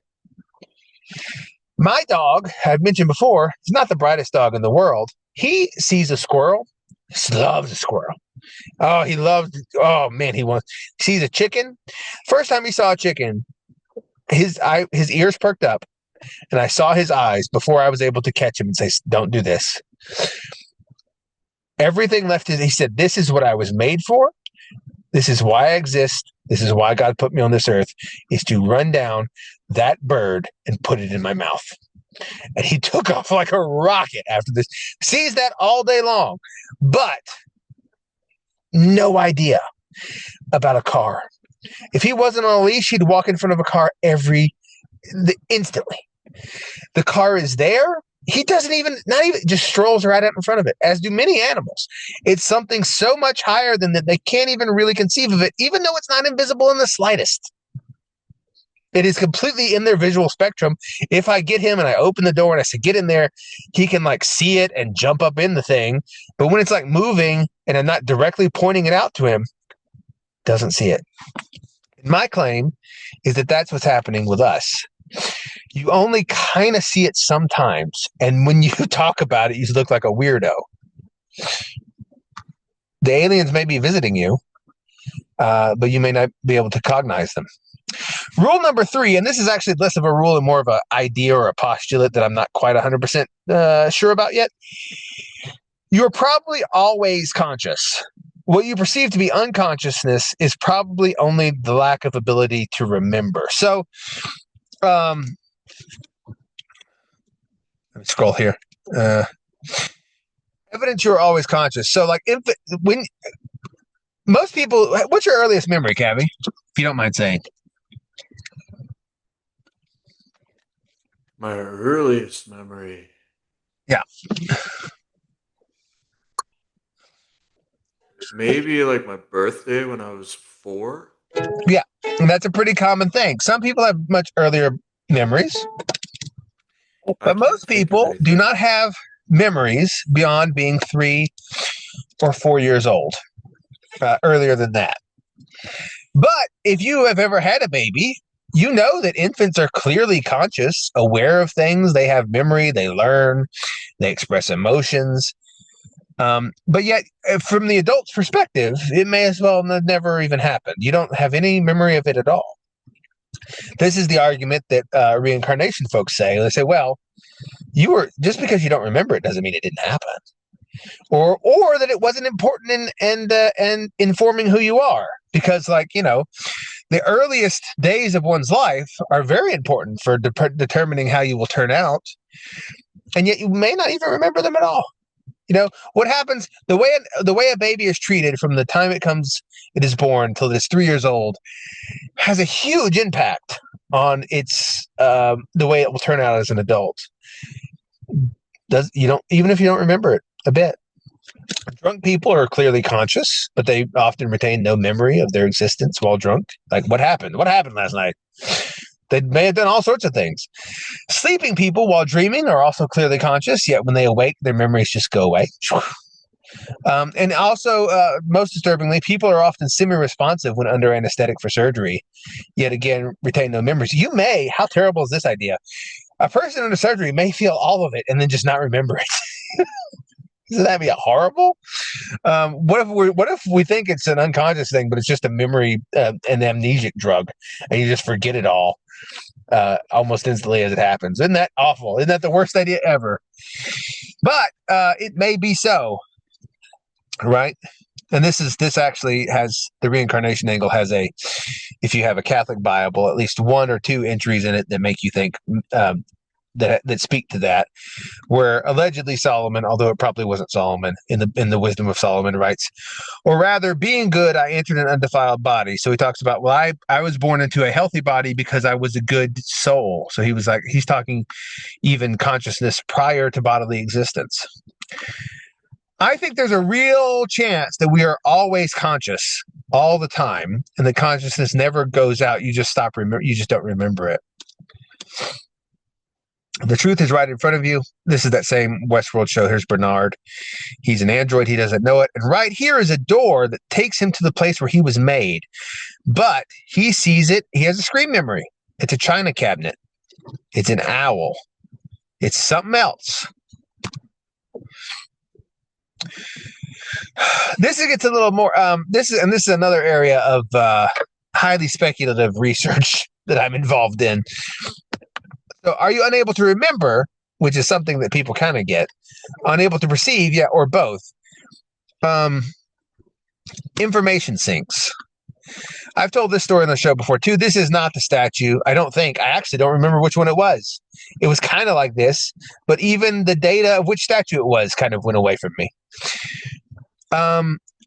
In Savannah, Georgia, once I was taking a tour at night. It was a ghost tour. And the tour guide, Savannah, Georgia has all these lovely little statues in the middle of these plazas. And he said, this statue in particular is haunted. And I said, what's haunted about it? He said, you can't take a picture of it. And I said, what are you talking about? He said, get out your camera and try. Now, this was in the days before the iPhone. So the cameras were not as good. The current camera, but all of us there with our little cell phone cameras or digital cameras. I think I had both on me. I had a digital camera and the camera on my cell phone. I pointed my thing right at it, and I would take the picture, and it just said file error, and it was the only time that ever happened. It would just, or it would take a picture, and then when you look at it, it would be just a blank screen. And I could point it to the left of the statue or point it to the right where the statue was no longer in the field of view, and that it would take a picture fine. But if this was now I kept trying this. I took like 70, and of the 70, I got 2. So it wasn't impossible, but it was as if the information of this particular object itself was resisting being recorded, which is the really weird thing. It was like an anti-meme in itself, and I can't even tell you which one it was because it resisted being remembered by me, except as this story. So some places, entities, and objects appear to act as data sinks or black holes from which information itself has difficulty escaping. I do not believe this is in most cases intentional. For example, I don't think this statue was trying to do this. Maybe it was, but I think rather this is the result of the information being too dense, complex, or interconnected to parse. So maybe there was an entity in the visual spectrum. Maybe it was actually in the visual spectrum, just like Punch the Monkey not being able to see me or the camera pointing at it. He has no idea the camera's there, right? None. Maybe there was a thing in that image that was being picked up by but it was too difficult for the computer to understand. So it just kind of garbled it into nothing. Sort of a naturally occurring cryptography, which is a weird thing. But what if they're like objects with naturally occurring cryptography? It's just so complex. It's like, I don't know what to do. So an information sink by its very nature resists memory because it resists classification and the imposition of structure. Kind of like trying to remember a random string of numbers. This is one of the weirder events that I've ever been able to, in all of my paranormaling. This statue was like, and I would like to go back and try it, but then I don't know who this tour guide was, and I can't. I've looked on it online. I haven't been able to find anything about it, and I have no idea what statue it was. It just completely is like, all I have is that this incident happened in my mind, and with the people that are with me at the time, and I have no idea how to recreate it or go back. I'd have to go to every statue in Savannah, and I guess I could try, but again, I don't know. Maybe it was weird, but this happens. I think this is part of why you can't remember dreams, because while you're receiving, but then the information in there is so dense and like connected, like symbolism and spiritual things, it just kind of like scrambles upon waking. For Plato, everything, going back to Platonism, everything was actually remembering.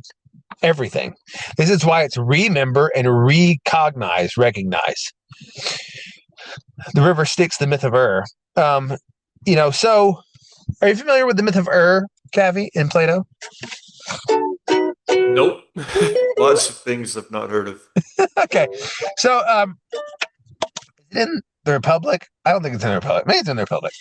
The myth of is a story of reincarnation that Plato tells. There's this guy named which kind of sounds like you are, which kind of makes me think this is like a throwback to, like, he's not really a guy Plato knows, but this is like an archetypal figure, like the first man of civilization or something. I don't know. But anyway, like Babylon and and all that. Yeah, Anyway, I know that from like yeah, yeah, Abraham. yeah. So I think it may be. I think this character you might be, and I think Plato may be intending you to think this man is basically Abraham. I'm not sure. Anyway, tells the story about having a near-death experience on the battlefield and perceiving what happens to the souls of people after they die. And with him are all these other warriors, Odysseus, Ajax, etc. And they are first made to have essentially a life review where they're judged, essentially. And those that were really evil are taken to a Greek version of hell. But those that are not overly evil, but not good enough to go to what the Greek version of heaven, they get to choose their next life. And so there are all these, if I remember correctly, it's on pieces of paper, but it may be on like feathers. I don't remember something. But this god or goddess has all these different lives that are available. Lives in animals, lives in different men and women, lives in different positions of society. And the god or goddess scatters them on the floor, and he says, pick up which one you would like to have as your next life. And I forget what Ajax decides to be a lion. He says, that'd be great. I want to be a lion, like a big, fierce lion. And I forget what the others choose. It's notable in the story that Odysseus is the last one to choose because he's the wisest. And he goes around and he looks at all of them and he says, no. He's like, I've sort of done all these things. He's like, I've been a warrior. I've been a hero. I've had success. I've had failure. I've had everything. So he just chooses a very quiet, peaceful life in the country. This is next. And then once they've made their choices, they're made to go through the river Styx, which causes them to forget everything, and they go to their next life. And so every culture in the world really has believed in some sort of vast conspiracy where you can't remember. And that's kind of weird. Plato, yeah, like I said, Plato thought logic itself was just remembering, and he goes to this proof, quote unquote, of that, showing a youth how to make deductions about, I think, triangles, or maybe it's some sort of geometric shape on the ground. And he's like, well, this is we would say he's reasoning it out. And Plato says, no, he's remembering what happened because no one told him any of these things. How did he know? Remember recurs about 150 times in the Bible, the command to remember, remember, remember. I will remember you. This begs the question, though, with fighting anti-memes. If there were a thing that actively suppressed you perceiving or remembering it, how would you know? How can we identify gaps in our own cognition, right? So there's a AI image I generated of one of the early scene I talked about in the novel, where the guy doesn't remember that there's an anti-memetics division or that the lady in presence works with him. And in this room, there's a young man, and when he in a suit, and he's not the head guy, he's not the lady that they're interrogating, but he's the assistant of the guy. And she's like, how long have you worked here? Of course we do. She has all these like little snide questions. And then when he's not looking, she pulls her own gun, shoots him, and he dies. And while he's dying, he says, how did you know? And then as he's dying, his perceptual field that he's been casting sort of morphs away. And it turns out he is one of these non-human entities casting an anti-memetic field to devour people. And the guy's like, how did you know that he was, it's a crazy sort of like, the novel's really good, but how did you know? And he's like, well, I realized when I was sitting in here, like, you've never had an assistant. Your assistant is outside. She's the one that let me in. There's only one desk in this room. How would you have how this doesn't line up? You would have remembered to take, you could only forget to take your dose because by definition, we're giving you drugs not to forget. You could only forget to take your dose of not forgetful drugs if you were being suppressed by some entity, and he doesn't fit in here. And that's kind of how you do it. You look for things that you're perceiving and say, wait a minute, this doesn't make any logic. Why is this here? Or why wasn't that there? You have to look for holes in your own view of the world, which is very upsetting. Identifying gaps in cognition. This is the time here's a picture of a steering wheel in the dark. There was a time I experienced missing time. I was coming back from a class at night, driving on the road, and then all of a sudden, I remember I had my keys in my hand. I remember unlocking the car, and all of a sudden, I was almost at my house. It wasn't a long drive, 8 minutes maybe. But I remember like, whoa, what the, like this whole, like, I was just like, it just completely went away. That whole experience between, it's the only time that's ever happened to me, between getting in the car and then being somewhere else. And I must have driven there, obviously.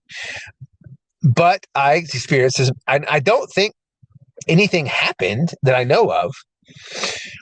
But how often does this happen to us and we're just not able to catch that we don't remember it? So I wrote here, unfortunately, this is an area that requires a great deal more study. No reliable method exists for identifying gaps in one cognition, and gaps seem to be spotted haphazardly. However, limited success has been reported with the following: dream journaling, keeping a notebook by the bed, and recording dreams in as much detail as possible directly upon waking. You can't wait because it'll go away. This appears to significantly improve perception ability and psychic sensitivity in some individuals. ESP training and remote viewing practice has been shown to be somewhat effective sometimes. This is the one I use: radical skepticism of one's knowledge of the world. Constantly going back and saying, do I really know that? Is that really true? Is that, and if you do this enough, you start picking up on like, wait a minute, no, I never actually learned that. No, I don't think that I actually happened. But over and over again, no one wants to do this one because it's very upsetting and psychologically taxing. But radical skepticism of one's own knowledge of the world identifies gaps that you would otherwise not be able to do. I think this has led to most of my greatest advances personally. Constantly going back to the drawing board and saying, that thing I think I know, do I really?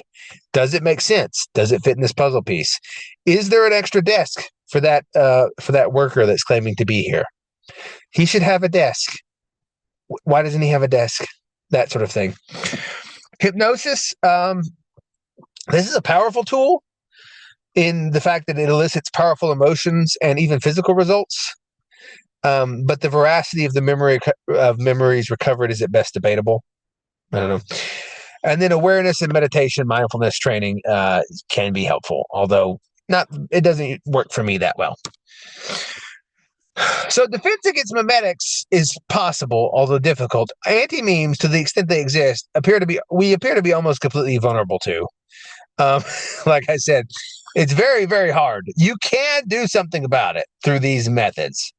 And I think radical skepticism of one's own knowledge of what is true is one way to do it, but it's very tough.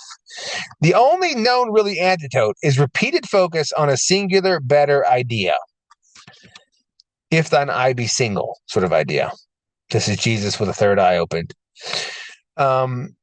Say stuff like the Jesus prayer and so on, or just always refocusing, like it's ignoring the pendulum. I don't know what's true, but I'm going to focus on this one higher thing over and over, drawing yourself back to that so you're not led astray. Here's the temptation of Christ as a model for one's own conscious awareness, or what keeps one's conscious awareness low. So the temptations of Christ are three. There's the these are the things that are blocks to enlightenment or allowing one to see. And I mean see actually your eyes are open and you can perceive things that have always been there, like maybe angels, ghosts, whatever. They're always actually there. It's not like you see suddenly in a different spectrum of light. They're just like Punch the Monkey or the ants, or the moose in the forest, something you can't see. So Jesus is offered first. He said, if you are the Son of God, command these stones to become bread. And beneath that, I have a guy showered in money, and I have Doc Brown from Back to the Future. That temptation is fundamentally about the desire to define oneself by one's mastery over matter and one's ability to accumulate it. So the scientific thing is like I can control matter, I can do whatever I want with it. That is like how I define myself, or I've accumulated all this stuff. This is the one most people fall into and never get out of. They want physical power, and they want money or possessions or access to women or whatever. Next up is show me you're special. God said, he will not let his chosen one dash his foot against a stone. Throw yourself off this thing so the angels may lift you up. Show me that you're special is the one you get caught at if you are able to get past the first one. And that is like, I want to be a spiritual guru. Look how special I am. Look at me. I know something you don't. I have special power, special knowledge. I'm an influencer. Look at me. Everyone, look at how special I am. This is the second one. The third one is worldly power. And the implicit promise in the devil's thing here is not the control of the world itself. That's not what's being offered. What's being offered is, hey, Jesus, you could, by force of law, make people be good. You could be the king of the world, and you could instantiate all the good laws. You could teach people directly. You could, all of these ways, you could reform society so that all the injustices no longer happen. That's government. It's protesting. It's seizing the reins of power. But of course, Christ knows that doesn't work, and that actually you have to make a deal with the devil to do that. So he rejects that as well. But these are the three main. If you progress past number one, you get to number two. If you get past number two, you get to number three. And if you get past number three, you get past all of them, your eyes begin to open. If monsters don't exist, why are they trying to kill me? Here's the blindness. This is a very wild concept, but I think if you are a little bit sensitive to things, it's kind of inarguably true that something to this effect. I'm not saying this is 100% accurate, but something to this effect is occurring, and it's very, very difficult to deal with, because you don't even know you're being controlled by it. How do you feel about that, Cabby? How do you feel about all this stuff? Good. Good. Fun stuff. Yeah.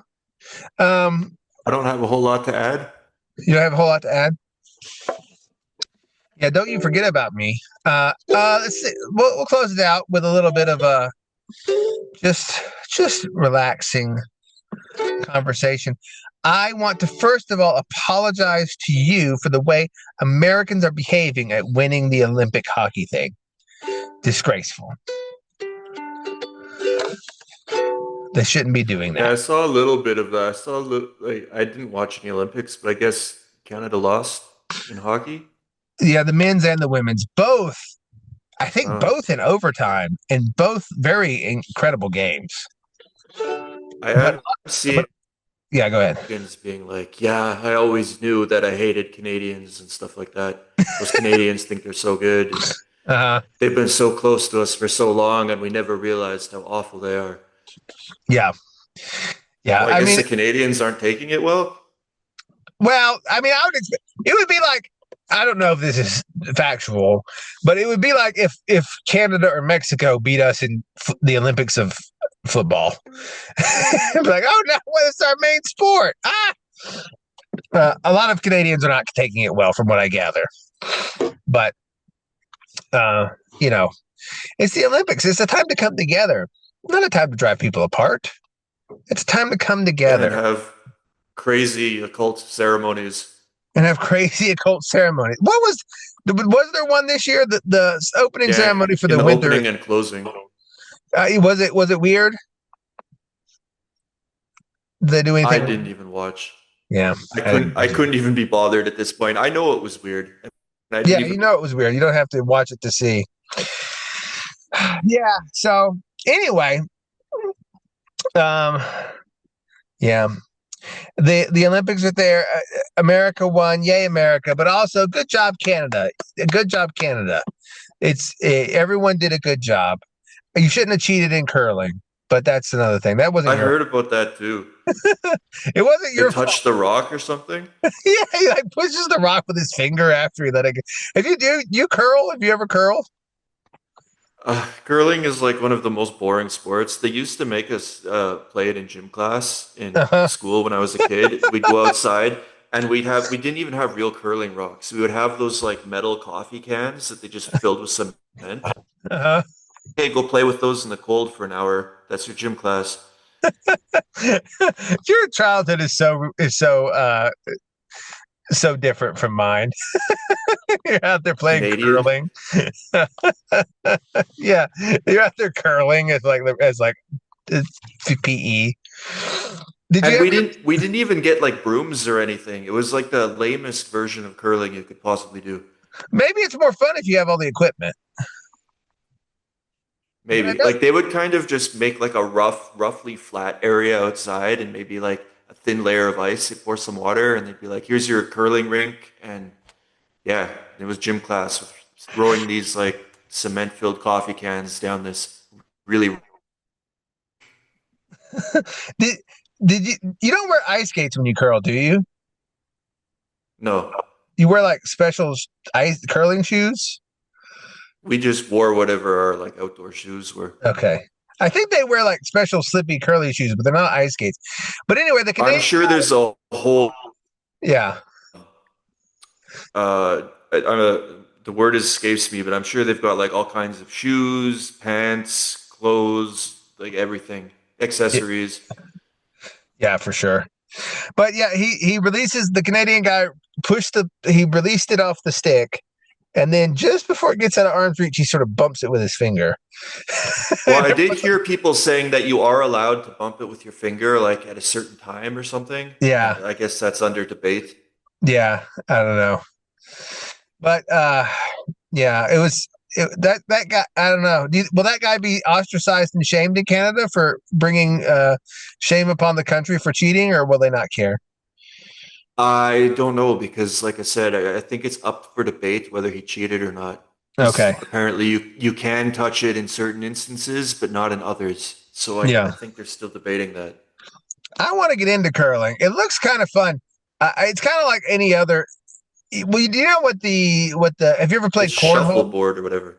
Have you ever played Yeah, cornhole? I know that. Yeah. Yeah, I think that's like the closest thing that I've played, which is you throw a beanbag into a hole. But You I ever don't play know. crokinole? What's crokinole? It's like you've got this giant wooden octagon, and you have kind of what look like almost like wooden checker pieces, and it's like curling. You try to flick them into the center, and you try to get them into the hole, and you can knock the other people's pieces out. It's like mini curling on a table. I Is it think like that might also be Canadian. is it like curling meets marbles where you're trying to knock each other out of the ring? Yeah, almost. And you Okay. basically flick these little wooden checker pieces into each other. I have never heard of that in my life. The I only think that's a Canadian thing. the only game I've ever heard of playing with a wooden octagon is Gaga Ball. Are you familiar with that? That one, no. It's pretty fun. I didn't play that growing up. My kids introduced me to that at their middle and elementary schools. And you have this wooden ring, and you basically slap this bouncy ball. It's like a dodgeball at each other's legs, and if it touches your legs, you're out, and you have to like jump over it and stuff. It's pretty fun. But yeah, I don't know. You It guys have reminds some. me of another game I played. We should do a whole show just on Canadian games that cabbies play. Did you ever play the game where you like throw the tennis ball against the wall and you have to try to catch it, but if you fumble it, you have to run and touch the wall, Yeah, yeah, and then somebody, yeah, yeah, for sure. okay, yeah, and then if you fail, then everybody gets to line up and throw the ball at you. Yeah, yeah. Yeah. So we do have some common games, and not everything is someone flipping around on the ice with a checkerboard and a rod. Yep. Okay. Well, I hope this was helpful for people because um